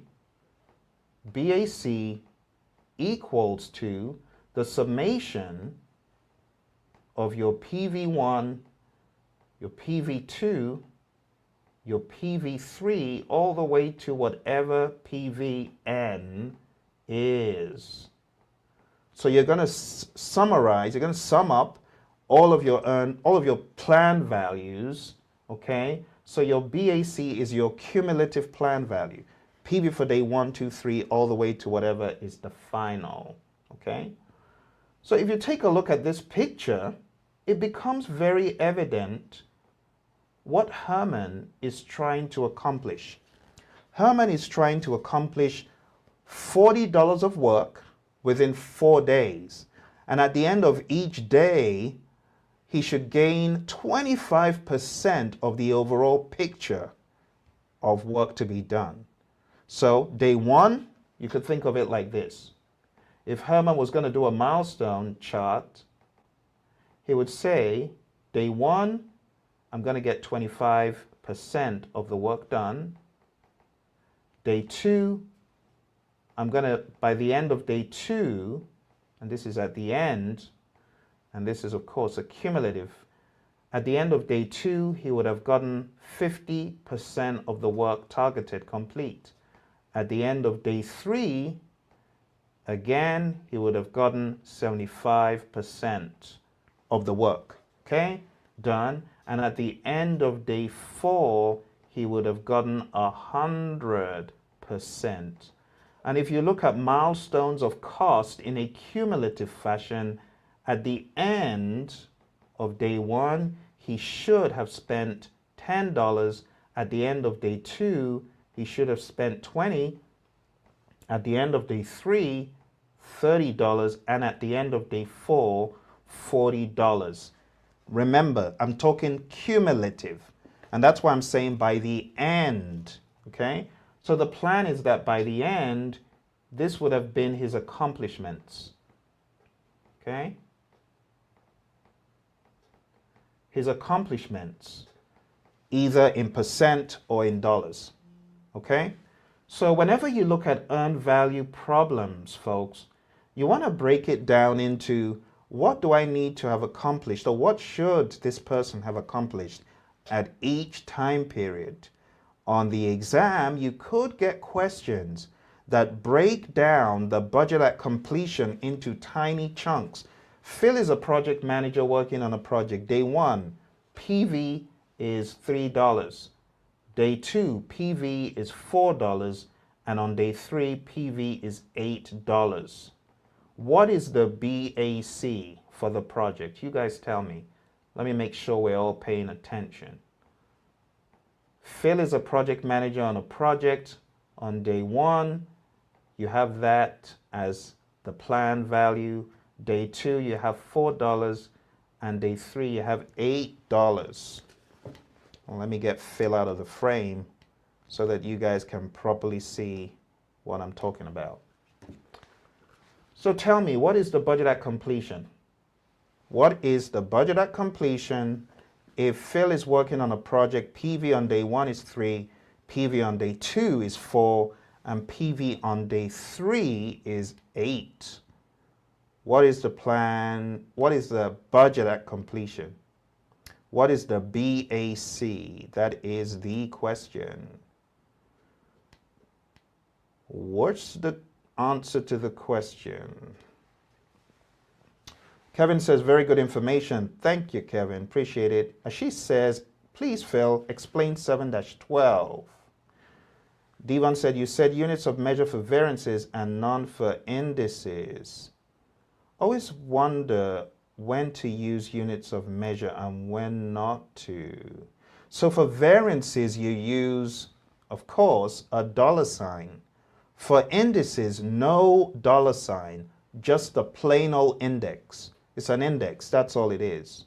Thank you, Andrea. Thank you, Devon. Thank you, Kevin. Hakim, thank you very much. You're right on the money. Ashish, Dara, Shri, thank you very much. You guys are right on the money.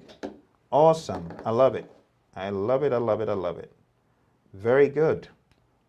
Good. So we understand that. Okay. Now let's go back to our slides because there is a problem that we're going to begin to unravel slowly but surely. We're going to have to unravel this problem here. So let's go back to our slides. We've talked about all of these metrics so you understand EV, PV, AC, BAC. We've also talked about schedule variance, cost variance, SPI, and CPI. Okay? So I appreciate you guys bearing with me because I don't want to lose anyone. I know some of you are at the verge of all I need is the EACs. And I can understand that. But I can't leave the folks who do not know this stuff behind, okay? I cannot leave them behind. All right. So ultimately, by the time all is said and done, I am going to explain all that you're seeing on the screen, okay? You might have come across this in my online videos, the 4 phases of EAC and things such as that. So 7-12. 7-12. Okay, so very good. Oh, it's funny. So Dara, I think it was you or Ashish, one of you. Let me see who chatted that in. The chats went by so quick, I actually didn't see. 7-12. Oh, that was Ashish. Okay, Ashish. So 7-12. 7-12. What you're looking at is an earned value graph. Okay, an earned value graph. And on the exam, let me just get this out of the way because, you know, when I don't address stuff, sometimes it just vanishes. So if you have an earned value graph like that, on the exam, you're going to have like 3 different lines. Not that you will, you could, depending on your exam, of course. You're going to have 3 different lines. And the question could be, at point X, let's say this is point X right here. At point X, what is the state of your project if the black line here is EV, the red line, come back. It's vanished all of a sudden. Okay. I need to get back my whiteboard, so bear with me. I'm gonna get back my whiteboard. It vanished into oblivion. How dare you do that to me? Come back, you little rascal. Don't you love technology? It just has ideas that are unfounded. All right. So here we go. Here we go, here we go, here we go. All right, back to the whiteboard. So EV is the black line. Let's say the red line is AC and the blue line is PV, for example.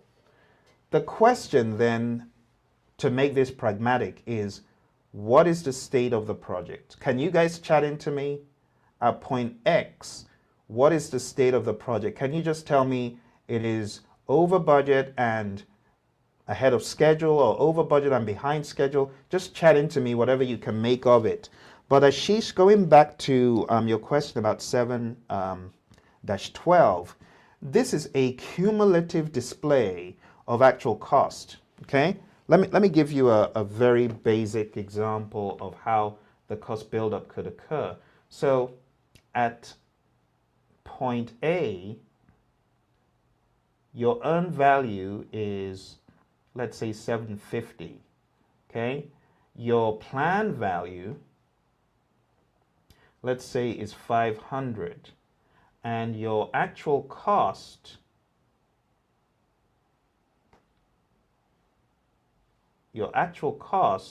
let's say, is 300 at point A. Okay. All right. So that is how you will read these numbers. You need to know that at point A, you got 3 different values, and they could all be different things. All right. But let me check your chats, because I'm curious to know if everybody got my statement. At point X, what is the state of the project?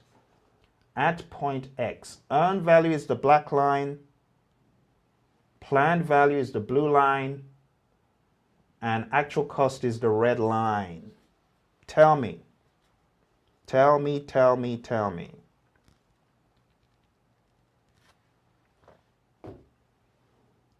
Come on. I'm not getting enough chats. You guys gonna bed? You guys trick or treating? What are you doing? This is your treat. This right here is your treat, folks.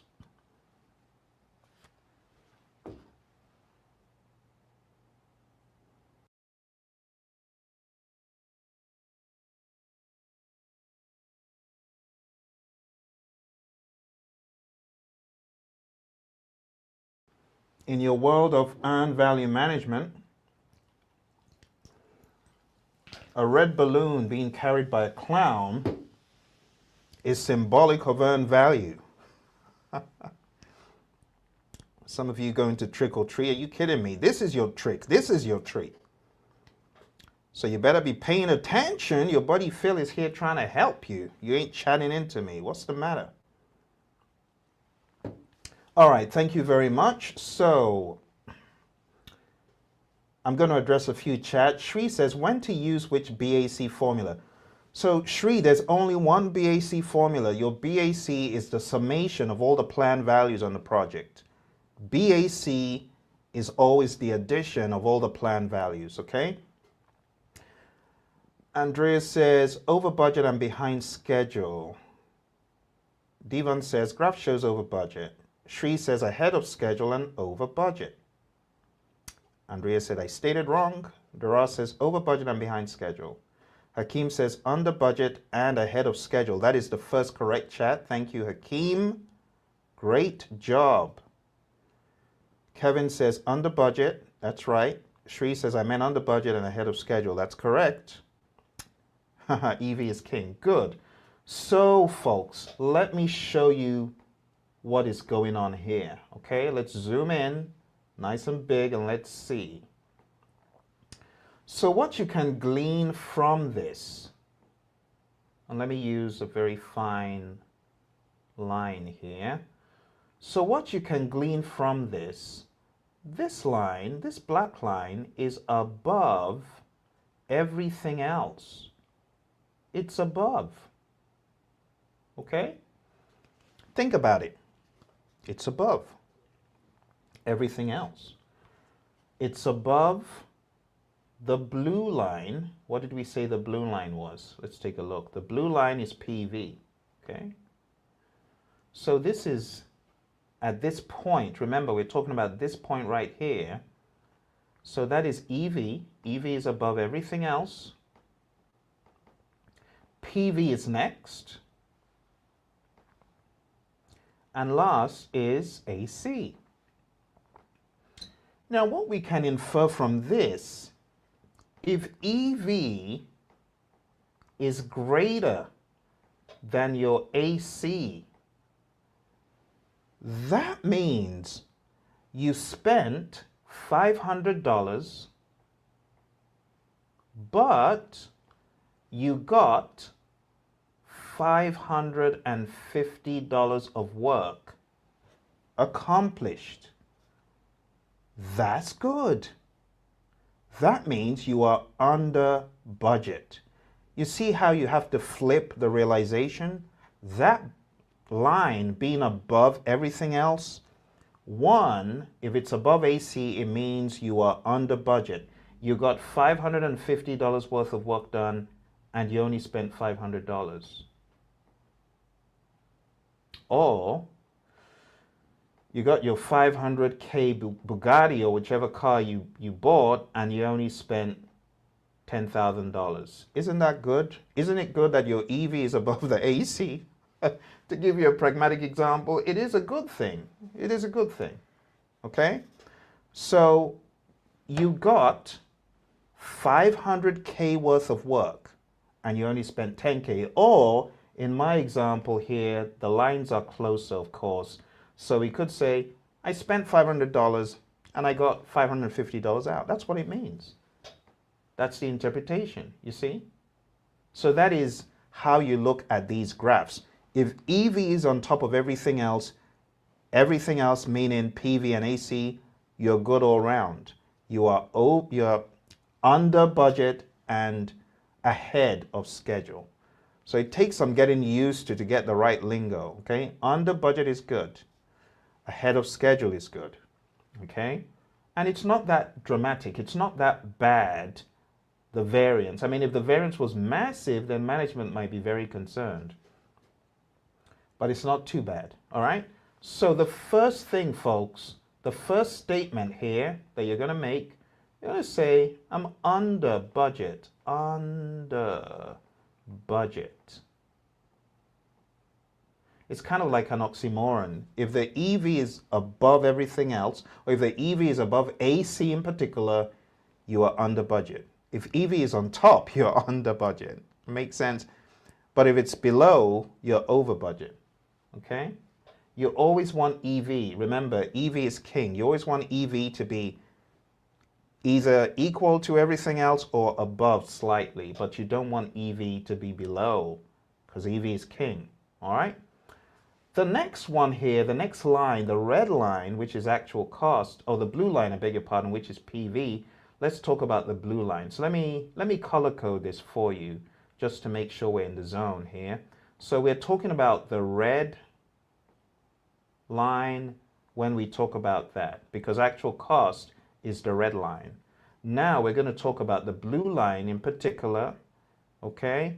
And if we take a look at the blue line is also under the EV line. So we could say EV is greater than PV. In other words, I planned to get, let's say, I planned to get $490 worth of work done, but I got $550 worth of work done. See that? And that's good. I planned to get $490 done, but I got $550. I got $60 more work than I planned accomplished.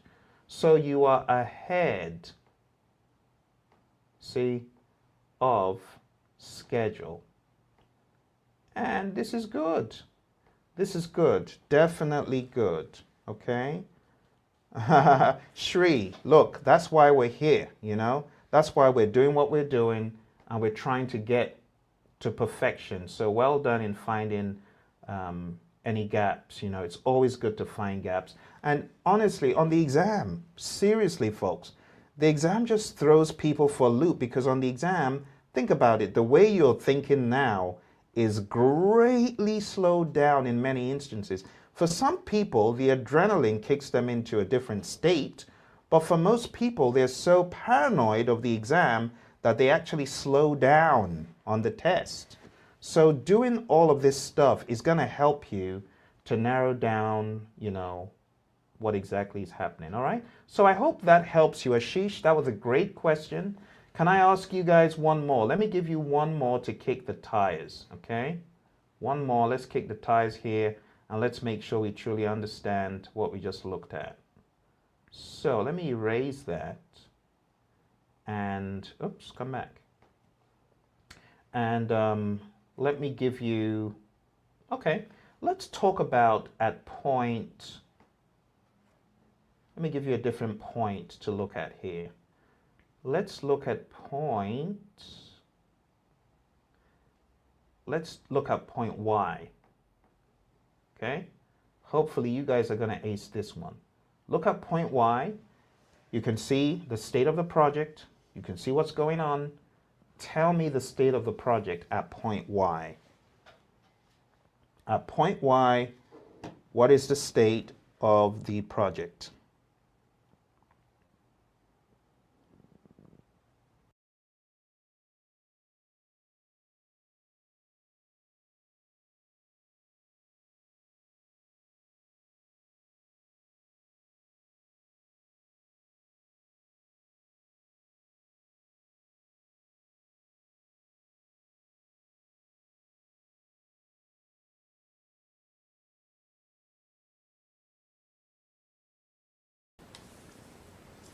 All right, chat into me, folks. I'm waiting.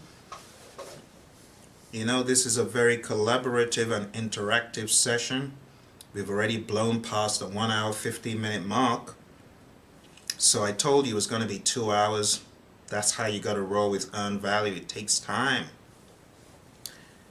It takes time to talk about money. Lots and lots of time. I can tell you that. All right, I'm getting in some chats. Kevin says over budget, over schedule, over budget, behind schedule, says Ashish. Devon says over budget and over schedule. Hakeem says behind schedule and over budget. Shri says ahead of schedule and over budget. Okay, so let's take a look at what the answer actually is. I'm going to give you some overarching theories, folks. And I think this will help you. If I hardwire these into your subconscious mind, this will be very helpful. Any scenario. Why am I carrying this thing? I need to drop it. I think it's because Pimpy is occupying my space where I put it. You want to say hello, Pimpy? Say hello to the great people who are on this call. Let them know that you appreciate them. Hello. I'm not very happy. I'm not very happy.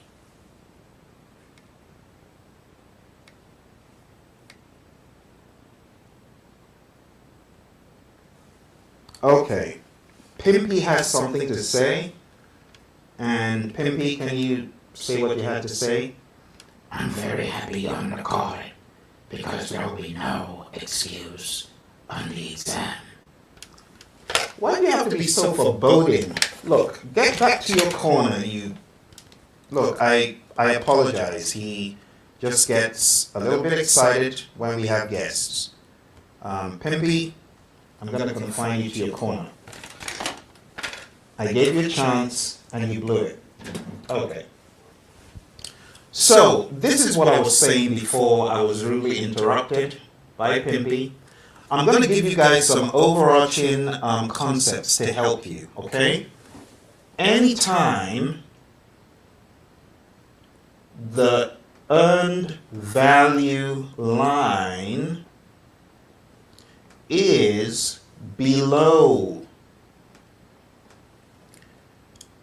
AC or PV, you are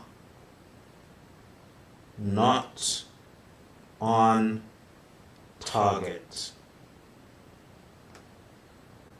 Anytime the EV line is below the actual cost line or the planned value line, you are not on target. And you are not doing well in the sense of well. Okay? You're not on target or doing well.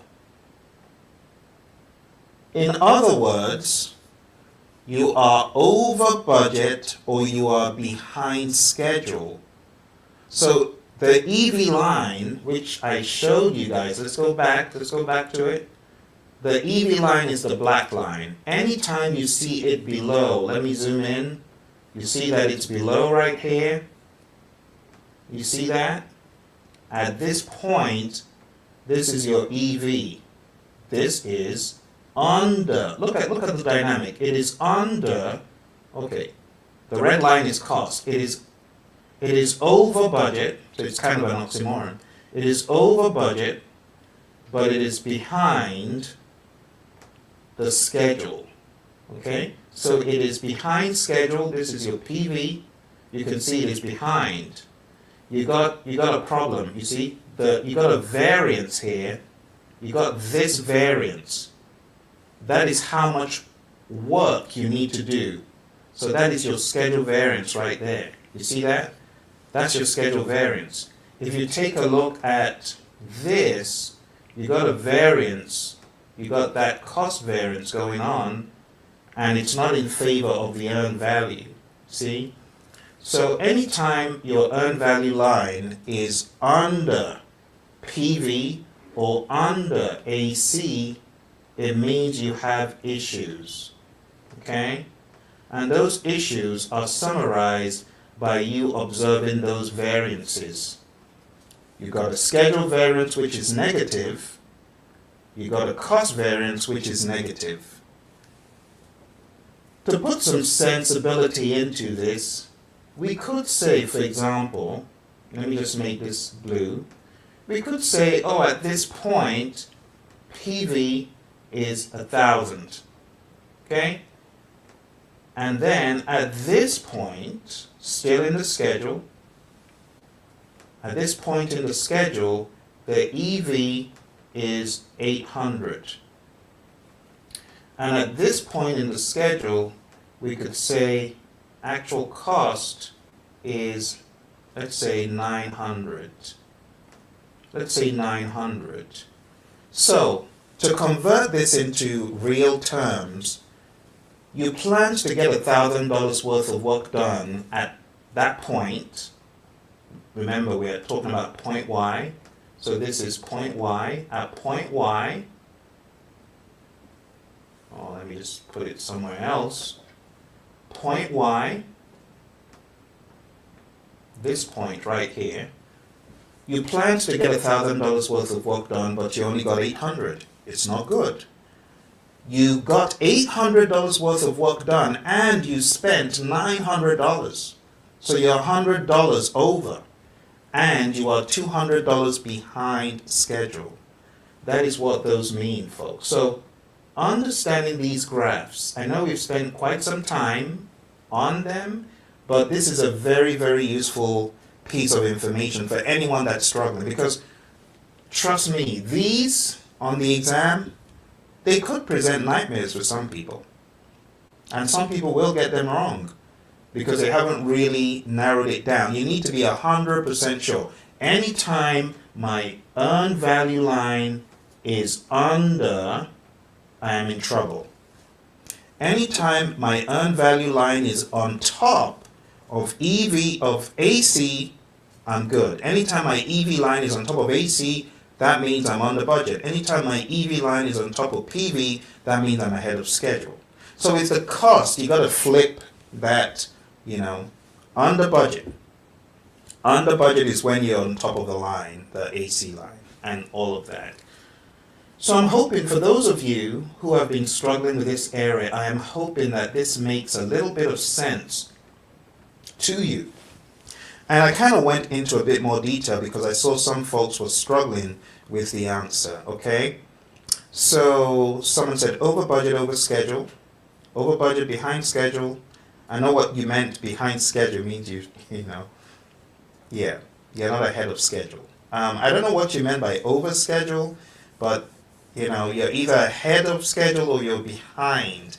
If you said over schedule, it gives me concern. So you want to use ahead of schedule, behind schedule, over budget, under budget. Okay? Okay. So Ashish, thank you very much for the question. Thank you, Shri. Thank you, Devon. I'm glad this helps because at the end of the day, the reason why I'm doing this is to help people. Too many people struggling with earned value and wanting to blow past it, like they're in a drive-through. So I'm hoping that we, are able to do this. Okay? All right. So let us progress a little bit further. And we're going deeper here. We're going into the dark zone. This is where people get lost. We don't want anyone to get lost. So again, I am going deliberately slow to make sure that people do not get lost. So let us go back to our PowerPoint here. Just to make sure that we are familiar with all of these terms. I'm going to take myself out of the shot. If you guys want to take a screenshot and save the multiple formulas, I'm going to get myself out of the shot, and you can do that because this is a good way of you remembering. You can just take a screenshot and, take out your smartphone, screenshot. Take out your smartphone and take a snap of this stuff because remembering all that you need to know could be helpful in you ensuring you really know it. Okay? Now I know there's the horrendous page in the PMBOK guide. I think it's table 7 what? Is it 7-1 or 7-2? Table that makes people cringe is table 7-1. Yeah, this is a prettier picture than 7-1, folks. All right, so take the screenshot. Those of you who are on the course, you might have encountered this. I also have a video titled The 4 Faces of EAC. So you might want to, go watch that, at some point. But this is where we're going. We're going into this zone where we unravel everything. So let's go. The metrics we've talked about so far are as follows. Okay? I am hoping you know that. Now, I want to go a step further to reiterate something that I have spoken about so many times. It's very characteristic of my teaching earned value. No one else tells it to you like this. But what I tell my students, and Devon pretty much anticipated what I was going to say, but it is earned value is king. Why do I say earned value is king? Because earned value is the boss.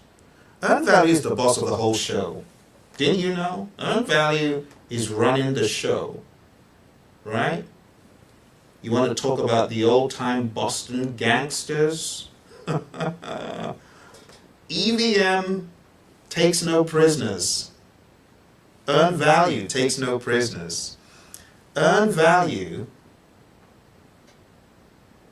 as they say, earned value don't play. Earned value is a persona. Earned value could be happy on a good day when you put it first, but on a bad day, it gets a little bit sinister. Have a sinister smile. So you forgot to put me first. I'm going to teach you a lesson, says earned value. Why do I say earned value is king? Earned value comes first in all of those formulas. So let's replace earned value earn value's hat with a crown to give you a visual. And earn value gets mad if you forget to put earn value first. So those are the rubies on the crown. It's got a big head. It's got quite an ego. Earn value has got ego issues. So let's take a look. We've got CPI, we've got SPI, we've got SV, and we've got CV. In all of these, folks, every single one of them, we need to put earned value first. For those of you who haven't watched my video on earned value, the simple way of remembering all of this stuff is earned value comes first. Earned value is king, okay? It's a simple statement. I took 3 minutes of your time to draw that ridiculous visual so that you would never forget. Earned value is king. It always comes first in all of these formulas. If we are talking about an index, we divide. So put division where you have an index, and where we're talking about a variance, you subtract. Boom! I just gave you half of the equations. Easy. Earned value is king. Index, divide, variance, subtract. Now we're going to go a step further here. I'm going to show you a mnemonic to remember anything beginning with S. Someone else's problem. You don't want to be involved in someone else's problem. That's easy to remember. So SEP, someone else's problem. SEP, same thing down here. And the P is for PV, planned value. So anytime we're talking about the schedule, you got to remember the schedule is the plan. You know, people say project plan. Well, they're talking about schedule, really. The schedule is the plan is the schedule. That should be your mantra. You'll never forget someone else's problem, SEP. Easy. The next acronym, Child Protective Services, may not be very impressed, but anyway, I don't care. It's just an acronym or a mnemonic. Children eat. They eat very little, right? No, that wouldn't make sense. They eat a lot. Children eat a lot. I can hear the cries of horror of my kids if they were watching this. But children do eat a lot. Let's be honest, they do. So children eat a lot, okay? And that is how you remember your earned value metrics. Earned value is king. Just remember South Carolina. You ever been there? Greenville? I have. So SCSC, South Carolina. So good, you had to say it twice. SCSC. Okay? And the rest is quite straightforward. So if you can remember these metrics, you can remember the earned value graphs, you can remember the interpretation of the graphs, the interpretation of greater than 1, less than 1, equal to 0, less than 0, all that stuff. If you can, you are just piling up knowledge ammo to take out Pimpy. Who isn't here and not very happy at the moment. He's lying upside down and looking very mad. But anyway, that is how you would memorize these things, folks. All right, someone else's problem, children eat a lot, variances, subtract, indices, divide, okay? And the rest is quite straightforward. So I hope that helps you with the overall remembrance of this stuff. The last slide, you want to see the last slide? Let me go back to the last slide. So that one, this one? Hold on a second. Is it the one where I was showing all of the pieces that you get from the metrics? Is it this one? Let me go to a big view. I think I've got a bigger view of it. Do I? Do I have a bigger view? I thought I did. Oh, hang on. This one. I think this is what you're looking. Yeah, I think that's what you're looking for, right? Ashish, is that what you're looking for? Is it that one? I think so. Anyway, let's continue. So all of these metrics, folks, you know them now, okay? We're going to go into deeper waters, okay? So this just reiterates stuff that I've talked about. Earned value is king. They all start with EV. Variances use subtraction. Indices use division. If it starts with an S, think S for schedule, plan value. If it starts with a C, think C for cost, which is actual cost. Now there's one piece of all of this stuff I did not show you, and I should after this slide. This is another summarized slide. I showed you this earlier in some way. Greater than 1 in the indices ahead, or less than 1 behind where it comes to SPI, equal to 1 on target. Cost performance index, greater than 1, under budget, less than 1 bad, over budget, equals 1 on target.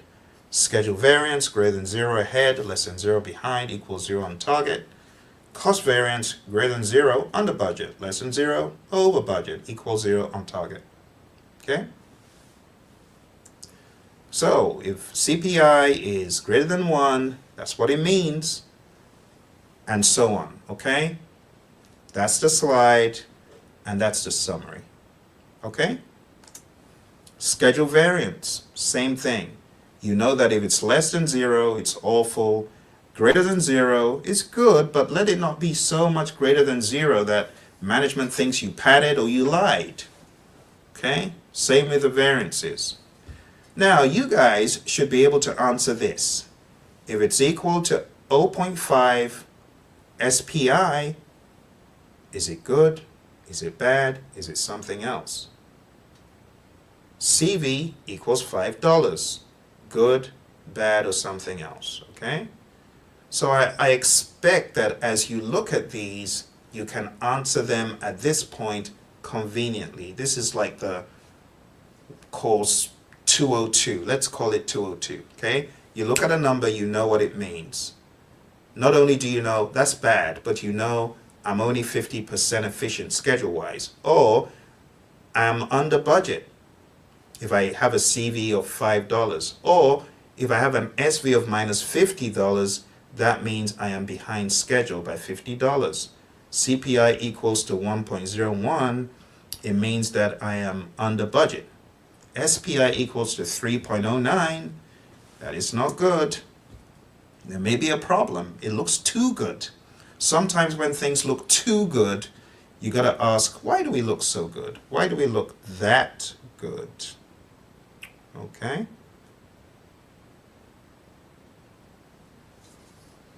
So let me take my shot out of the slide so you guys can see the full picture, all right? SPI equals 0.65 is blatantly bad. That means you plan to get something done and you only got 0.65 of it done. All right? Cost forecasts come up, and this is where we talk about EACs, and goodness, EACs, there's still a lot to talk about. Here's the original slide I showed you. You got to know all this stuff. Here's this again, just reminding you, you need to know all of this. You need to know all of this. And of course, all of this and the implications, okay? All right. Here's a very basic, cheap problem that I expect everyone to be able to solve. Can you guys chat into me the SPI, CPI, SV, and CV? And if you can just chat them in all at once, just to show me that you're all over this stuff. You know, Phil, I don't even need a calculator. I can do this with my eyes closed. Do you want to chat into me what these answers are mega quick? And just let me know that, hey, I've got this down pat and this is no threat to me. Because you could get basic stuff like this on the exam. Okay? So I want you to type them in complete with dollar signs where necessary, or lack thereof where not necessary. Okay? Let me give you a minute and 12 seconds. PMI's proverbial duration for answering a question. 1 minute, 12 seconds. Let's go.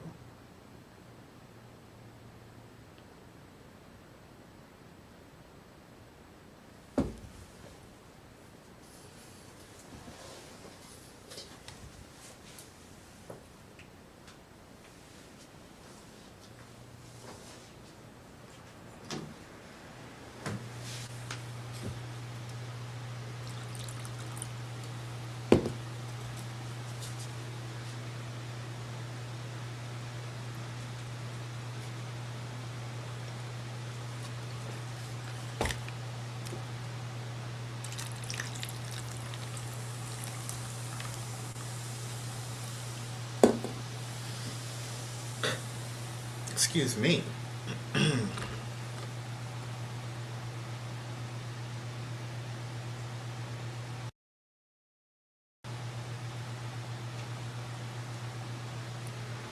All right, we're about running out of time. I am going to stop the clock.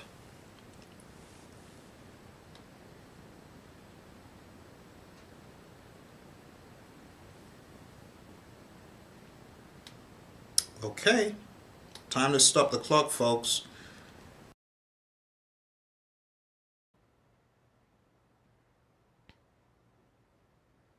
So let's see, I got a 0.4 for SPI. Oh, just one chat? Just one chat?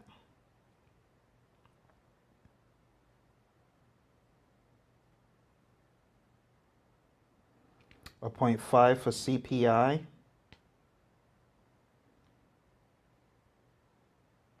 That's correct. What about CV and SV, folks? CV and SV. What have you got for that?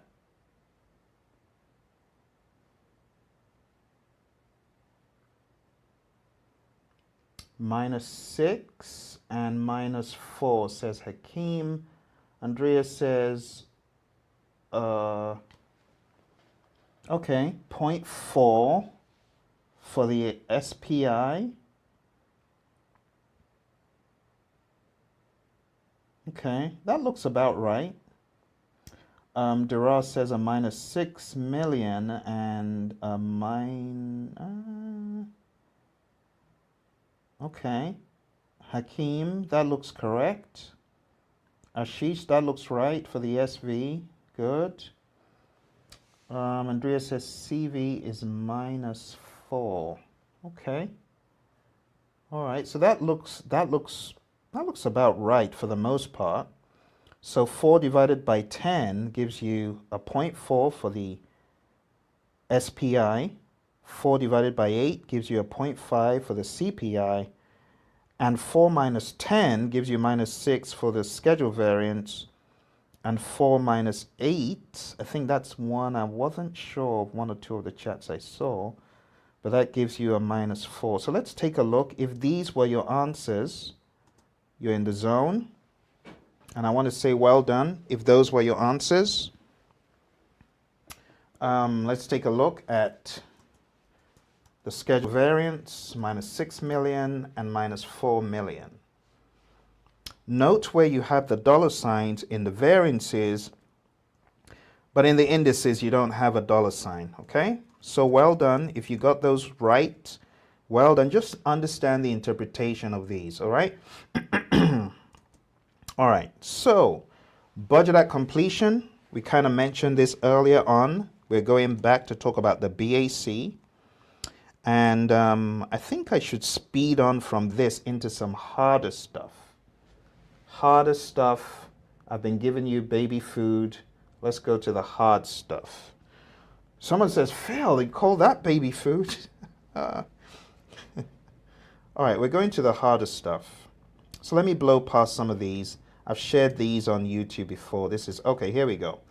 So let's go into this scenario here. This is a scenario that is going to bring it home for everyone. This is going to bring home the EACs and the BACs. So you really want to pay close attention to this.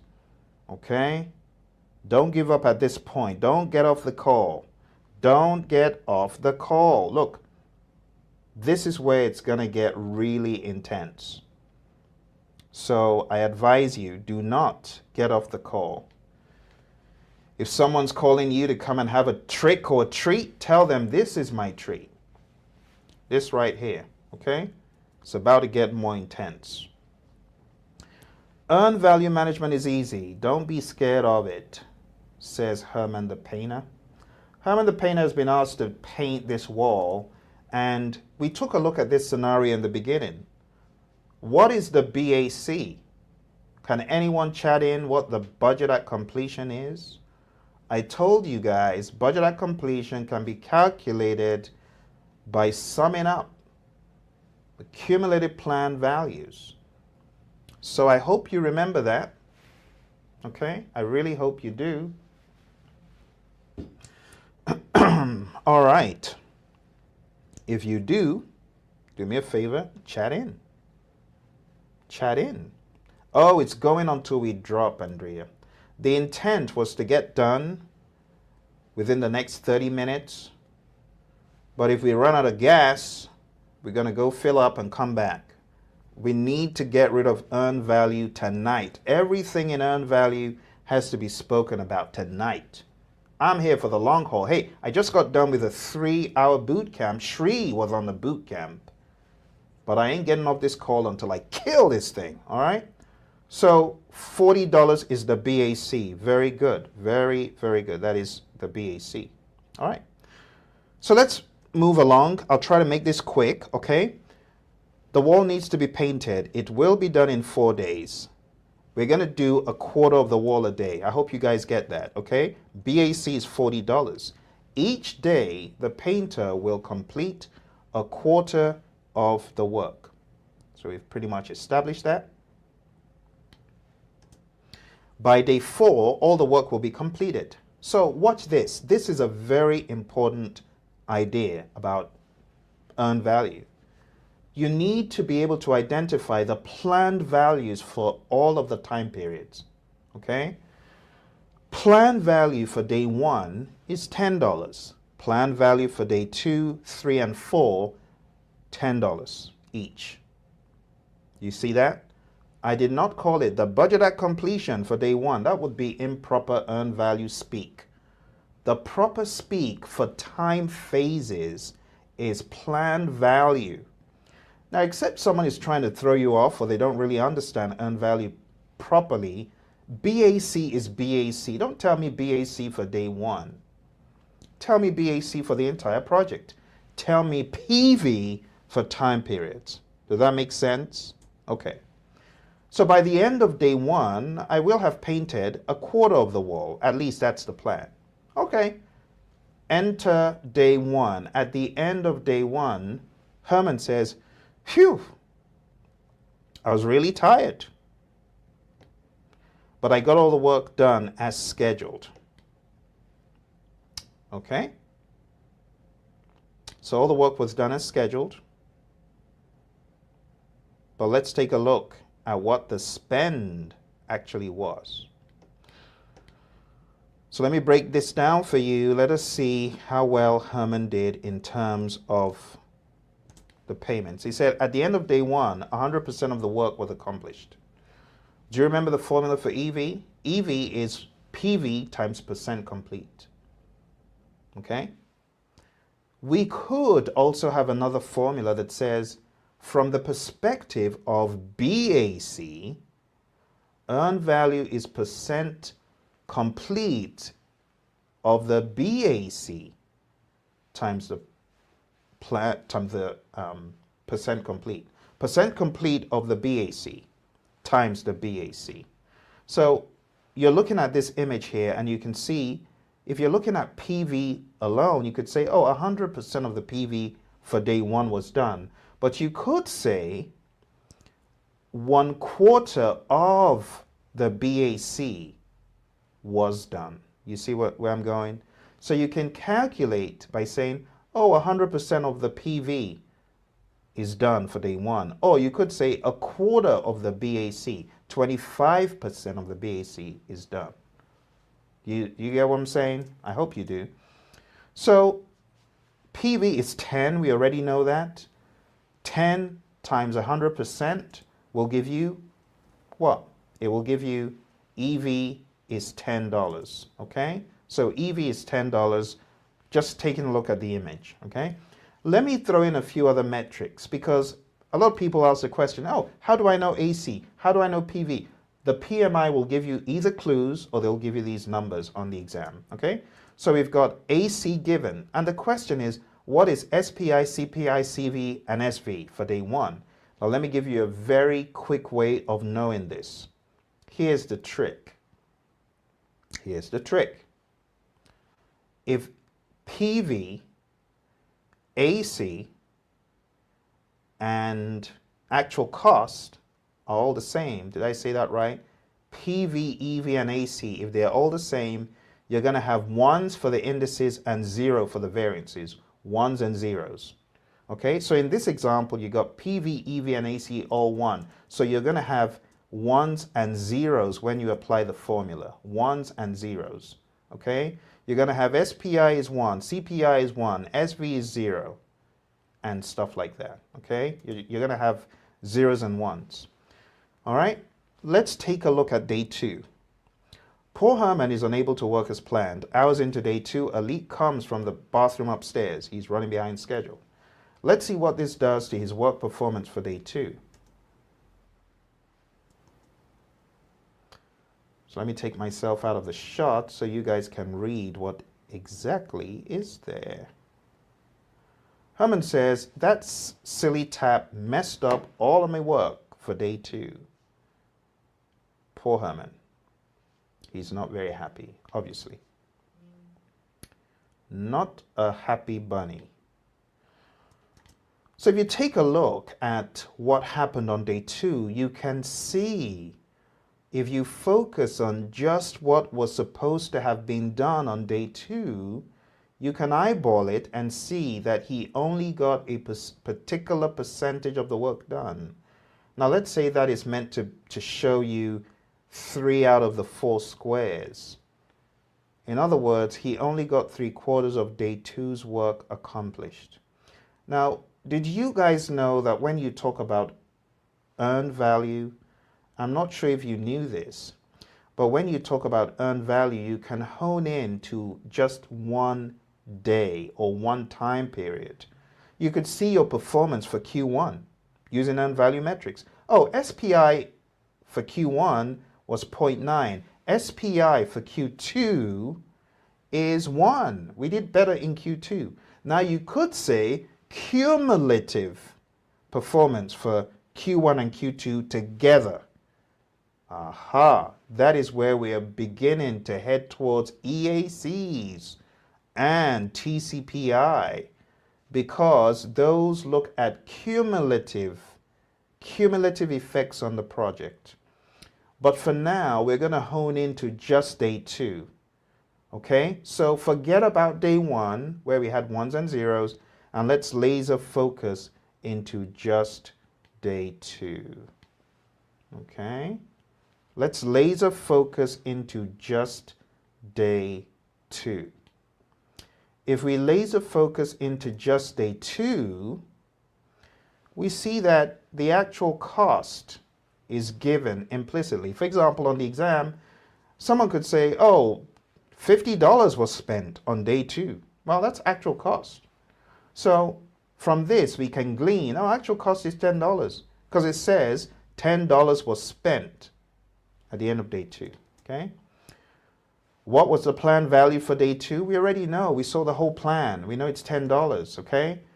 How much work was completed from the image? 75%, or 3 squares out of the 4. So what is the earned value for day 2?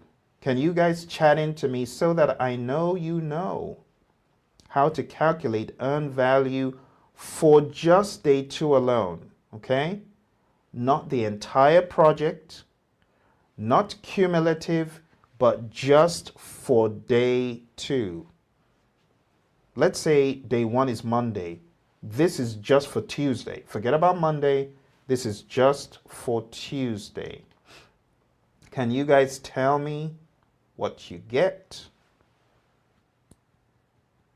What do you get? Just day 2. Nothing else. Just day 2, nothing else. I'm going to mute my microphone so that I can focus in and hear what you have to say and make sure you can hear me. Because at this point, I'm not getting any chats.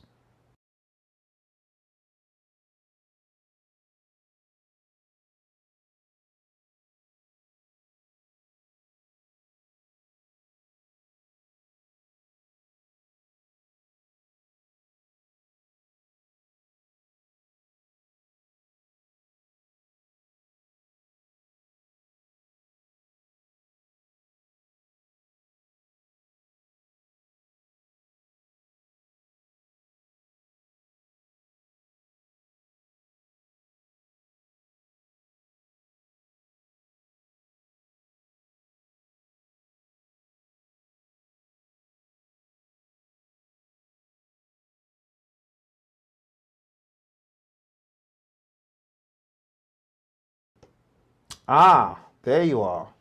Thank you for the chats. I see them. $7.50. Supriya, welcome to the conversation. Thank you. Thank you, Dara. Thank you, Andrea. Andrea says $7.50 with a big old dollar sign, and so did everyone else. And that means we are in good standing and we can proceed. Very good. Very, very good. It's always important to make sure that we totally understand the picture, okay? So this is where we're going to step it up a tiny little bit. The earned value for just day 2 is going to be planned value times percent complete, $10 times 75% to give $7.50, as you guys already know. So at this point, you should know what is the SPI, CPI, SV, and CV for day 2. You should be able to deduce this from the formulas, okay?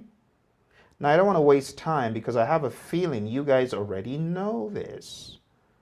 So I have a feeling you know the SPI and CPI even without using a calculator. Can you prove me right? Can you type in the SPI, CPI, SV, CV? Let me make sure that you actually know it. All right? And while you do that, my lousy sidekick will do some monkey tricks for you.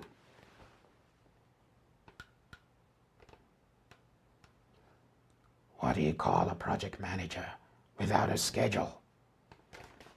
I don't know. What do you call him? Or what do you call her? A disaster waiting to happen.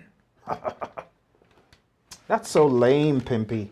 Go to your corner. You don't impress me. You don't impress me. Let's see if our friends impress us more than you. Lame. All right. Tell me, folks. What are the metrics? The metrics. Tell me the metrics. Tell me the metrics. Or maybe you want to say hello to my little friend, the baby. Hello. I'm not scared of earned value no more. Haha, you don't convince me. You still look scared as ever. Seems like we need to finish this and then you won't be scared of earned value no more. Come on, come on, come on, folks. Type in the metrics. Okay, folks have gone to bed. All right, I'm just going to show you the answers since everyone has tuned out for the night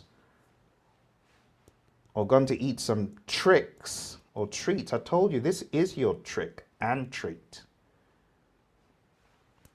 This is your EVM trick or treat. Are you going to chat in someone? All right, I'm going to give you 30 more seconds.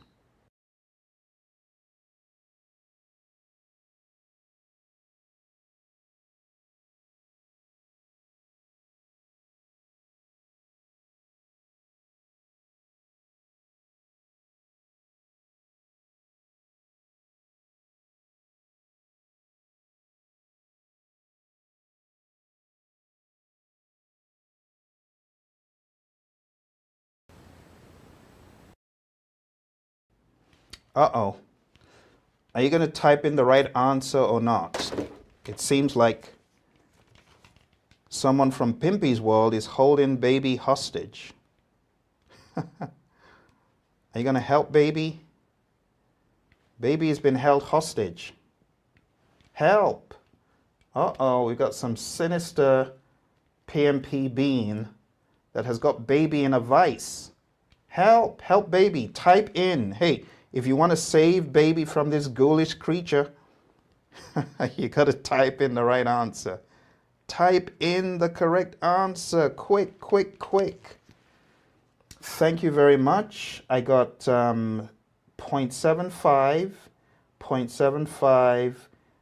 Thank you, Sri. After such a hard day of working and being in the course, you're still going strong. Thank you, Kevin. Thank you, Andrea. Fantastic. You guys are just so awesome. Awesome, awesome, awesome. All right.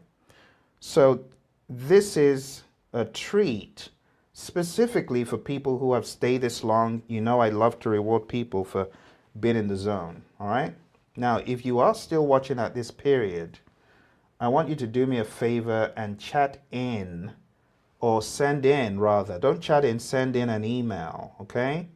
Send in an email, okay, to support@praizion.com. Anyone who isn't watching at this time isn't going to get this treat. But because you guys are so magnanimous and so awesome, I'm going to give you a little treat. I'm going to give you a little something, something, okay? So I want you to write into support@praizion.com, and I want you to say, based on Phil's something, something, and you can spell it however you like. Based on Phil's something, something, I'm looking for a little something, something. Just send that to support@praizion.com. We're going to give you a little something, something. Seriously, a little something, something to help you along your merry way as you prep for the exam. Okay? Just type it in. Send it to support@praizion.com. I'm going to reward you for staying on the call this long. Okay? Send in an email to support@praizion.com based on Phil's promise for a little something, something. I'm looking for my cut, or whatever that is. And you can be as sure as ever, we're going to send you a little something from one of our goodie bags, okay? So do that, okay? Thank you for your participation so far. I like it when people participate, when they're serious, and I like to reward that. All right, so you guys were right on the money. You got all the metrics, fantastic. 0.75 for SPI and CPI, and a -250 for both of those other metrics. Fantastic. Awesome. We're going to take it up to the next level. Now, we need to talk about the elephant in the room, okay? We need to talk about the forecasting elephant in the room. The forecasting elephant in the room is where a lot of people get stuck. A lot of people get stuck at this juncture, and we need to address it. We need to iron it out. We need to polish it up. Big time. So we're going to be talking about the ETC, the EAC, the VAC, and the TCPI. I thought I heard Pimpy breathing a little bit hard. Do you hear that? Do you hear him breathing hard? Okay. Anyway, we're going to talk about these things. ETC, EAC, VAC, TCPI. This is where we're going in our next level of discussions, okay? So back to this image. This is where you need to put on an advanced earned value thinking cap. This is where it gets deep, folks, okay? So EACs, they are a measure of how much more money do I need to complete this if I compare it to my BAC. So if you look at your BAC, your EAC will tell you how much more money you need. For example, let's say your BAC is 40, but your EAC is 60, that scenario tells you you're going to need $20 more. You're going to need $20 more. $40 isn't enough. You see what I'm saying? So let me give you a very practical view of the world concerning these metrics. Let's go over to our whiteboard. And over here, this is the picture. If your BAC is $40, but your EAC is $60, that means at the end of the project, when all is said and done, you are going to be spending $60 instead of $40. And that, my friends, is not very good. To be spending $60 instead of $40, it means you are going to be over budget by $20. Now that is called the variance at completion. Another metric that I need to show you, okay?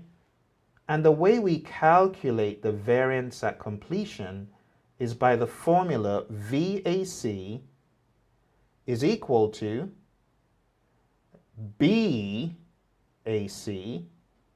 minus EAC.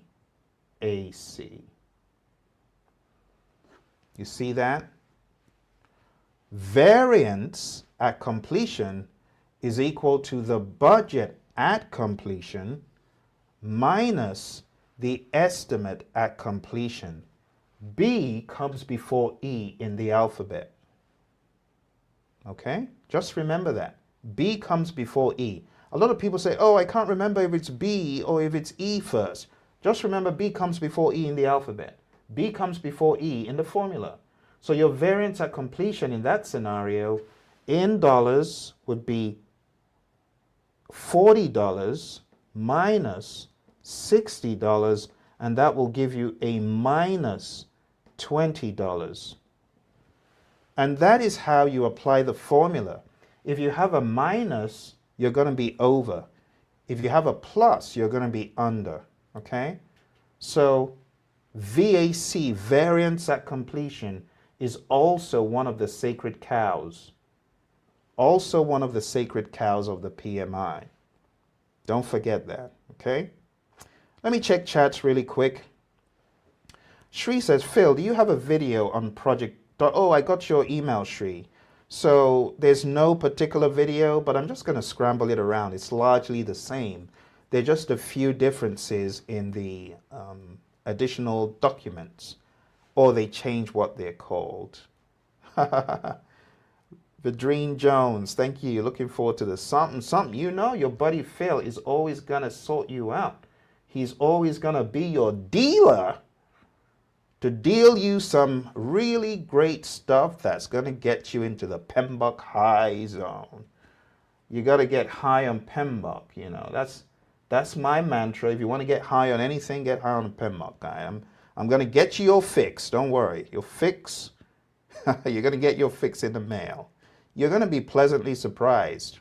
You know, I don't play. When I say some, a little, there ain't nothing little about this some I'm going to give you. You're going to be surprised because it's going to get you into the zone to bring that PMP home. That's what it's going to do to you. All right. So I hope this makes sense about EAC, BAC, and VAC. I hope this all makes sense to you. Okay? Good. So let's go back to our little scenario here. Herman the painter, and let's see what is going to happen in this journey of forecasting. So what were the CPI, SPI, CV, and SV? You know, it was zeros and ones. Those of you who've been here following zeros and ones. Now this is where it gets a little bit different. The question is, what is the EAC if work continues as budgeted? Do you guys know the answer to this? If EAC is based on work continuing as budgeted, what do we end up with?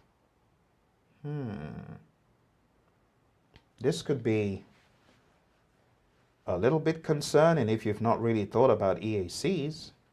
But if you look at it from a pragmatic fashion, it's going to be business as usual. It's going to be, it's going to be the same old dollar amount because it's zeros and ones. You get what I'm saying?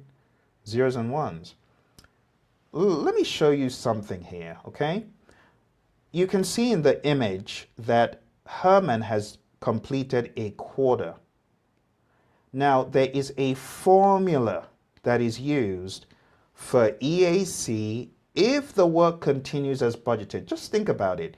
If the work continues as budgeted, he's going to be good because he's doing well and he's right on target. So if work continues as budgeted, the question is this. Let me go over to my whiteboard here. But the question is this. You see, if work continues as budgeted, think about it.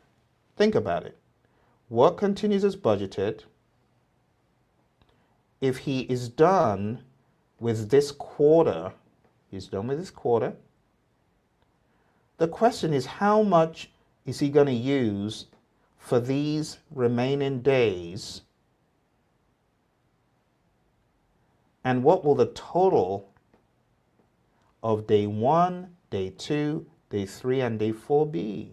If everything is fine and dandy, it's going to be $40. It's a no-brainer. If he's doing well, and if he continues as budgeted, this is going to be $10 as budgeted. This is going to be $10 as budgeted. And this is also going to be $10 as budgeted. We're going to have a scenario where he spends an additional $30. Remember, he spent $10 already, so it's going to be $40. But that is not how the formula is. Okay? You put it on your advanced hat. This is where we take it up a notch. Okay? All right. PMI reverse engineers this concept. It is a reverse engineered concept in that you're not just thinking about, oh, then it's going to cost me day 2 plus day 3 plus day 4. No, no, no. This is how PMI approaches it. And that is why I say it needs some kind of advanced thinking hat. PMI says, if I have a BAC of $40, then if work continues as budgeted, the remaining work, which I'm going to call the polka dotted blue area,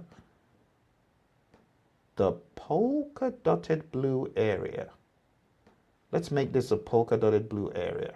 Okay. The polka dotted blue area, how much will it cost to complete the polka dotted blue area? This is how the formula is set up. It is set up with the concept of the polka dot area is going to be the BAC minus this piece we've done, which is the EV. BAC minus the earned value is the polka dot area. The 3 squares that are polka dot areas, that is the remaining work to complete, also known as the estimate to complete in dollars. You see that? The estimate to complete is how much more money do I need to complete the job from where I am right now. Right now, I've spent $10 and I've gotten 25% of the work done. How much do I need to complete the remaining 75%? If work continues as budgeted, PMI says in order to get this, you need to know how much you have budgeted and you need to subtract the work done, the earned value from it. So this formula, folks, if you can wrap your mind around this formula and say, my estimate to complete is equal to the overall budget minus the earned value when I am basing this on work being performed at the budgeted rate.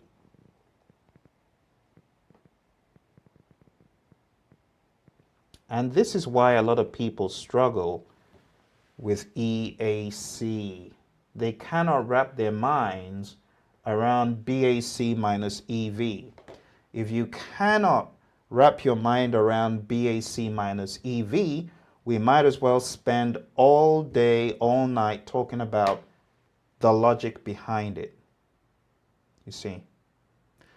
Another example is this drink I have here, and I've been drinking quite greedily.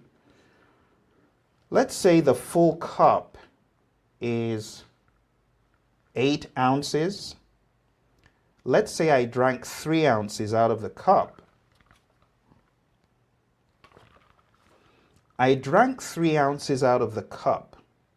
How much left do I have to drink? It is the total amount of the cup, 8 ounces, minus what I have drunk. The same way with this example, folks. Your estimate to complete, in order to get the 5, you need to say it's the full budget of 8 ounces minus how much I've done. I've drunk 3 ounces. So what is left to be drunk, to be completed, is 5 ounces. So it's a reverse engineering of the simple concept of, oh, I can look in the cup and see how much is drunk. But no, on the exam, you need to know the formula. BAC minus EV is ETC based on the work being performed at the budgeted rate. Okay? So I don't just want to spit out a formula. I want to explain the logic behind the formula. Okay? So folks, if we go back to our image here, what is the EAC if work continues as budgeted? Okay? The formula for this, based on what I just showed you, is the EAC is going to be equal to the actual cost plus the budget at completion minus the EV. And in this case, the BAC minus the EV is 30. We can see that. So it's 10 plus 30. It's still the same as the BAC. Chat into me and tell me if you understand this, because this is where a lot of people get lost. Thank you, Ashish. Thank you, all of you who did that. All right? Does this all make sense to you, folks? Does it make sense? Okay, I hope it does. I hope you're not lost. Okay. All right, fair enough. Let's continue. So if you got that, we can progress. The next scenario is, what is the estimate at completion if the CPI stays constant till project end? Now I want to show you how to tackle this, okay? So I'm going to go to the whiteboard again. This might require a little bit of digestion for some people. So if you're lost, you can tell me the specific place you're lost and I'll be happy to explain. But I want to explain to you the formula behind this. So the first formula was EAC equals actual cost plus your budget at completion minus your earned value. And this is based on work being performed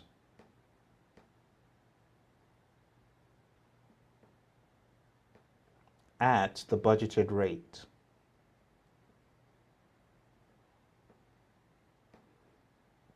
Okay? Now this formula is all well and good, but we need to take this formula to the next level, which is what PMI referred to in the PMBOK guide in table 7-1. So for those of you who haven't really honed in on table 7-1, this is on page 267, okay? So I want to call your attention to page 267. If you're looking at table 7-1 and you go to the third row from the bottom, you can see under the equation column, EAC equals BAC divided by CPI. And it says, if the CPI is expected to be the same for the remainder of the project, EAC can be calculated using EAC equals BAC divided by CPI. But they don't really tell you how they got that formula, and that is what I want to explain right now. So let's take a look. Let me explain how they got this formula. This formula is derived from the very first one I showed you, and that's why, unlike PMI is just dunking you into BAC divided by CPI, I start off with this one instead, because this is the overarching formula that everything else is pretty much based upon, okay?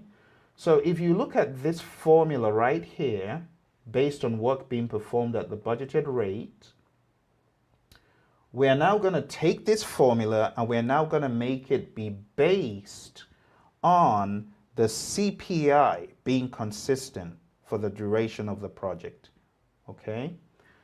So why don't we take this formula, EAC equals AC plus BAC minus EV, watch this, divided by CPI. We've basically taken that same formula and we've said here, if the CPI is constant, let me use a different color here, if CPI is constant till project end, okay, then we can divide the right-hand side by CPI. Now, those of you who know about this, you probably deciphered this right here, BAC minus EV, is really your estimate to complete. I mentioned this a few minutes ago. That is really your ETC. You see that? BAC minus EV, if work is completed at the budgeted rate, is your ETC. But now we're saying, we can't just say work is being completed at the budgeted rate. We're going to base this on our cost performance. If your cost performance is 1, introducing CPI is not a biggie. But if your cost performance is less than 1, then the problems are going to be very apparent. So let us solve this equation down and see what it gives us. If we solve the equation down, folks, we're going to end up getting this. And let's hone in so we can really focus on what we're doing here. Let's hone into it, okay? So we're going to have EAC is equal to actual cost plus, let's break it down now, BAC divided by CPI minus EV divided by CPI. It's simple. Don't worry, we're going somewhere. I promise you I'm going to get you back on the wagon, okay, if you're lost. All right? I hope that makes sense. Any questions? Okay, seems like we're good. Let us continue. Good. All right. I just want to make sure I don't lose anyone. So if there are questions, please do not hesitate to ask the question. Okay? Good. So let us solve this down further. I'm going to take this up and continue solving. So we're going to have EAC is equal to the actual cost plus the BAC divided by CPI minus earned value divided by, what is CPI? Just remember that CPI is earned value divided by our actual cost. So this is really earned value divided by EV over AC. That is really what it boils down to. See? Now, if we keep solving, we're going to end up with actual cost plus BAC divided by CPI minus, guess what? AC is now going to become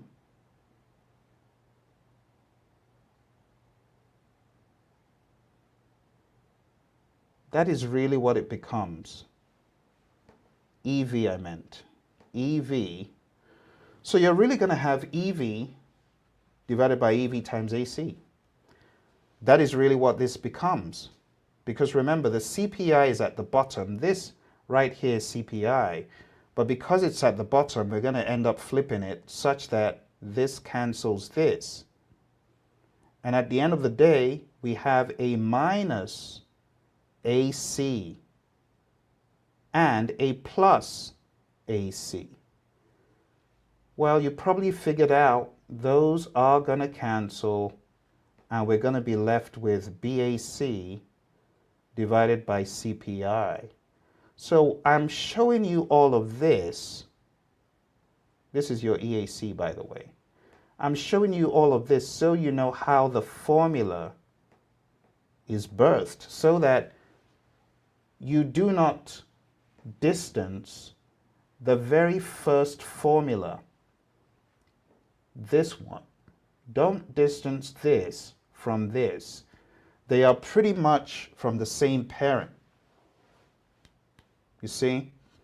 So do not distance BAC based on work being performed at the budgeted rate from EAC, I beg your pardon, based on work being performed at the budgeted rate. Don't distance that from EAC based on your current cumulative CPI.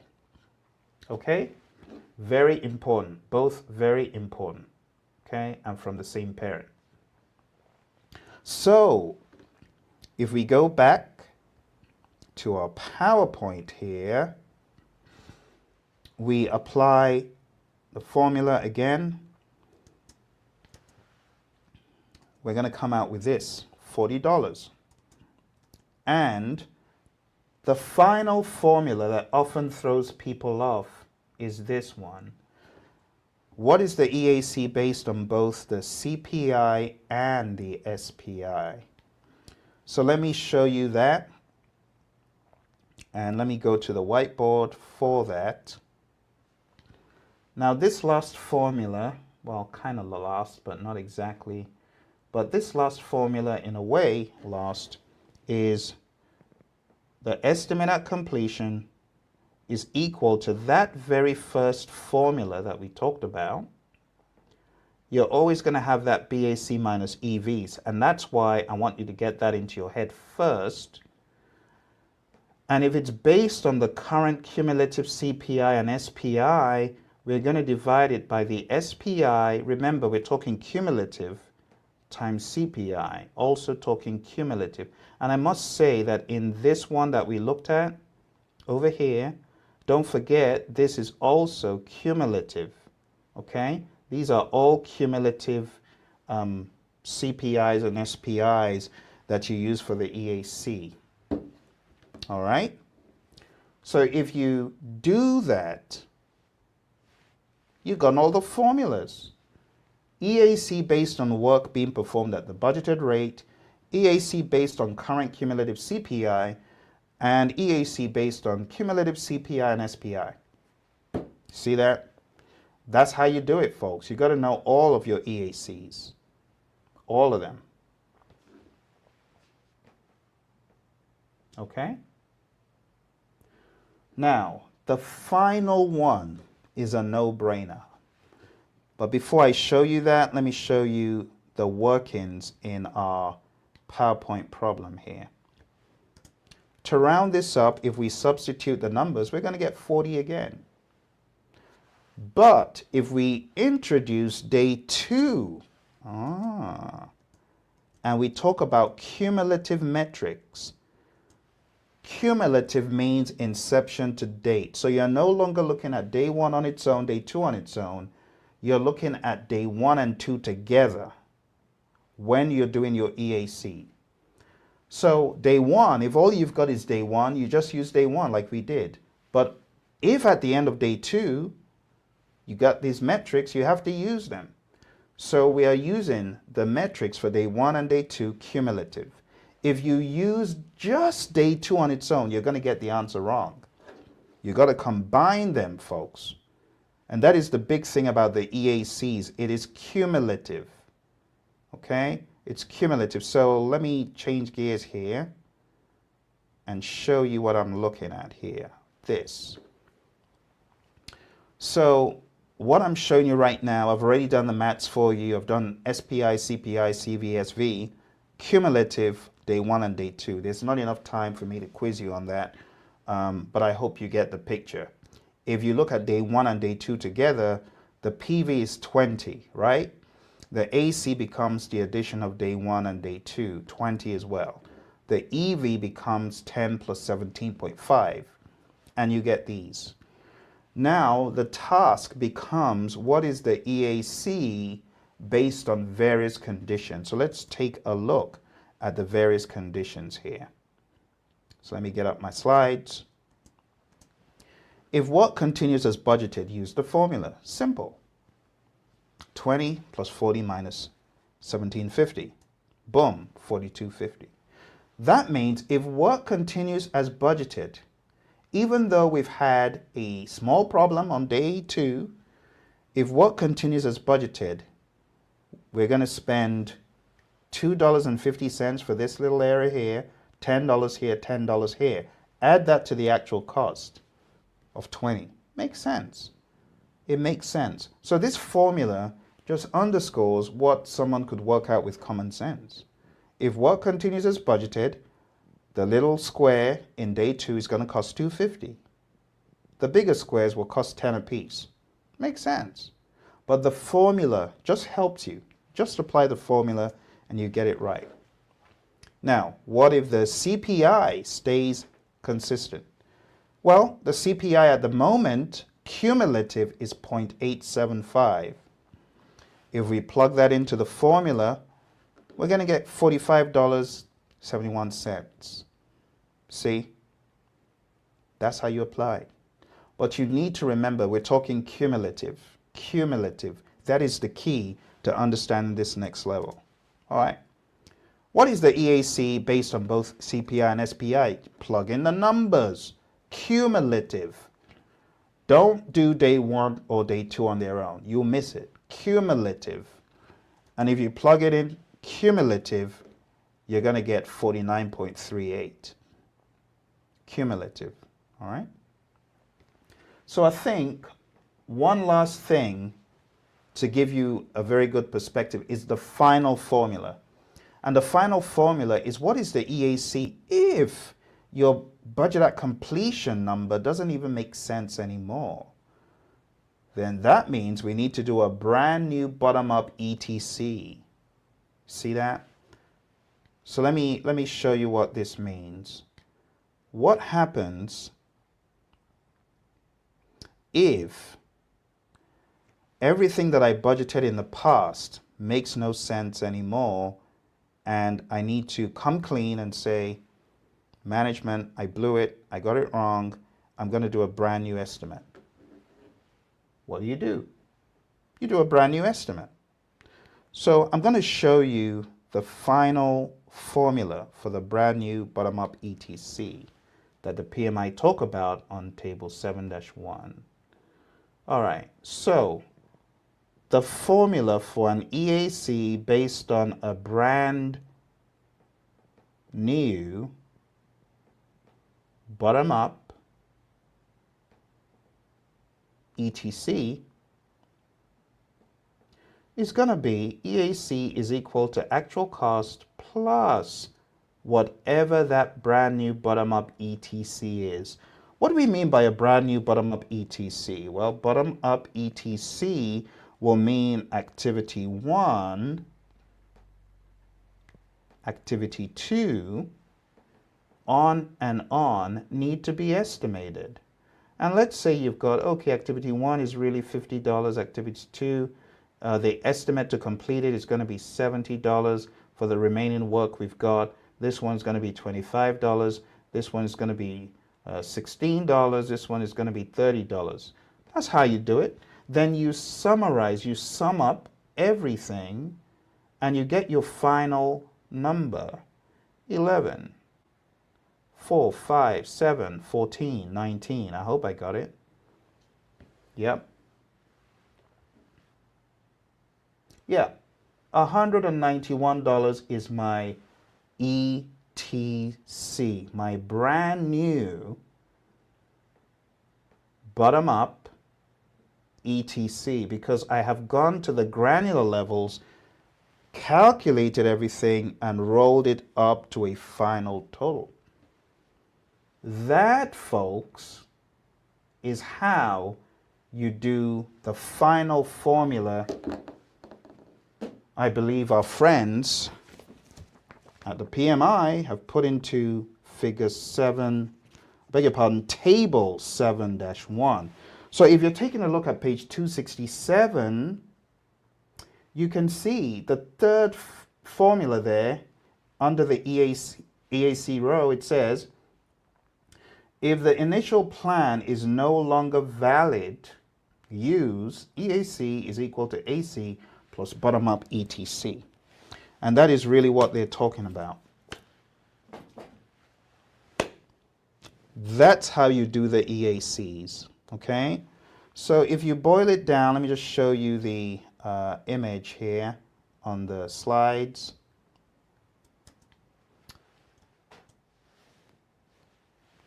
Forecasting based on a new estimate for remaining work. If the assumptions are flawed, there's a huge digression, you need to come clean and say, management, I blew it. My numbers are bogus. This is not reality. Then you do a brand new bottom-up ETC. In this example, I made it 48. And you just add up the brand new bottom-up ETC plus the actual cost. That's how you do it. He says, I don't think my budget even made an ounce of common sense. Yeah, if your budget makes no sense, do a brand new bottom-up ETC for the remaining work. That is exactly what happened here. Okay? Now, the final thing to talk about, and I will leave you in peace, is TCPI, the 2 Complete Performance Index. It's a calculated projection of cost performance that must be achieved on remaining work to meet a specified management goal. If the BAC is no longer viable, a forecasted EAC is computed. If EAC is approved, it supersedes the BAC as the cost performance goal. The formula is pretty much at a very high level. Uh-oh, did I leave you guys at the station, or am I bringing you along? Okay, I am. Good. So the formula is work remaining divided by funds remaining. The TCPI based on the budget at completion has BACs in it. BAC minus EV divided by BAC minus AC. If the TCPI is based on the EAC, then we have BAC divided by EV, BAC minus EV, I beg your pardon, divided by EAC minus AC. I'm obviously hurrying to make it quick. get it over and done with so that you guys who need to go rest can do so. Okay? But let me show you really quick. Let me use the whiteboard here and just show you a little bit more details that will help you regarding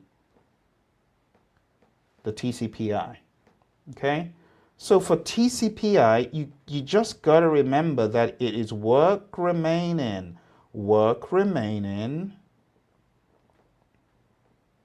divided by funds remaining.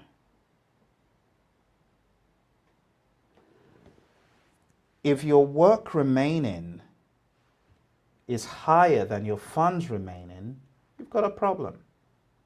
You've got a problem. If your work remaining is $12 and you've only got $10 of funds remaining, that's not good.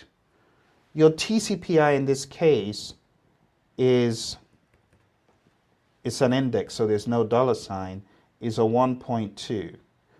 This 1.2 means that in order for you to achieve management's budget objective, in other words, for you to come in on budget, it means that you have to get $1.20 work done out of every dollar. Think about it. Management might push back and say, that's not achievable, you're lying. Especially if you say, oh, I'm good. And they ask, what is your TCPI? And the TCPI is found to be 1.2. That 1.2 tells them Phil's not going to make budget. And they'll tell you to come clean. And coming clean means just ask for more money. Tell us how much that money is, or tell us how much you're going to be over by. It's better we prepare for it than we just arrive at the end of the project and there's this big old blow up. You see, that is the use of TCPI. It's, in my opinion, it's a lie detector test. Now, if you think about this, what happens if your TCPI, work remaining divided by funds remaining, let me move this out of the way. What happens if your TCPI is the work remaining divided by funds remaining, and the tables are turned, and you have, let's say you have $10 work remaining, and you have $20 of funds remaining. That means your TCPI equals 0.5. What does that 0.5 mean? That 0.5 means you are spending $1 and you only need to achieve 50 cents on every dollar, and you will get to management's objective of budget. So that's why I call this a lie detector test. I call it a lie detector test. Okay, let me clean out all of this and let us go to a different topic here where we can actually look at the TCPIs in more detail. So we've got a TCPI based on a BAC, the original budget. In other words, management says, Phil, we're taking a look at your project. Tell us what is the state of your project right now. The TCPI is going to be the budget at completion minus earned value. You see why I keep saying this? This thing right here is a recurring theme. You're going to come across it multiple times. But anyway, the TCPI is going to be budget at completion minus earned value divided by budget at completion minus actual cost. So let's say management does this and they find numbers that show an unsatisfactory performance. They could tell me to come clean and provide additional data or metrics that will help them understand how bad is the project. So let me go to our PowerPoint slides and just show you really quickly how this is done. You guys have done well. We're almost at the end and we're going to be rounding up soon. So going back to this, okay? if we put in the metrics that we just looked at, we just plug them in like straight away. BAC minus EV divided by BAC minus AC. Okay? If we just plug that in, we're going to end up with 1.125. And play, mix and match for your TCPIs based on the BAC or based on the EAC. So now is a good time. I don't just want to show you a bunch of slides. I really want to answer questions that you may have. Do you have questions?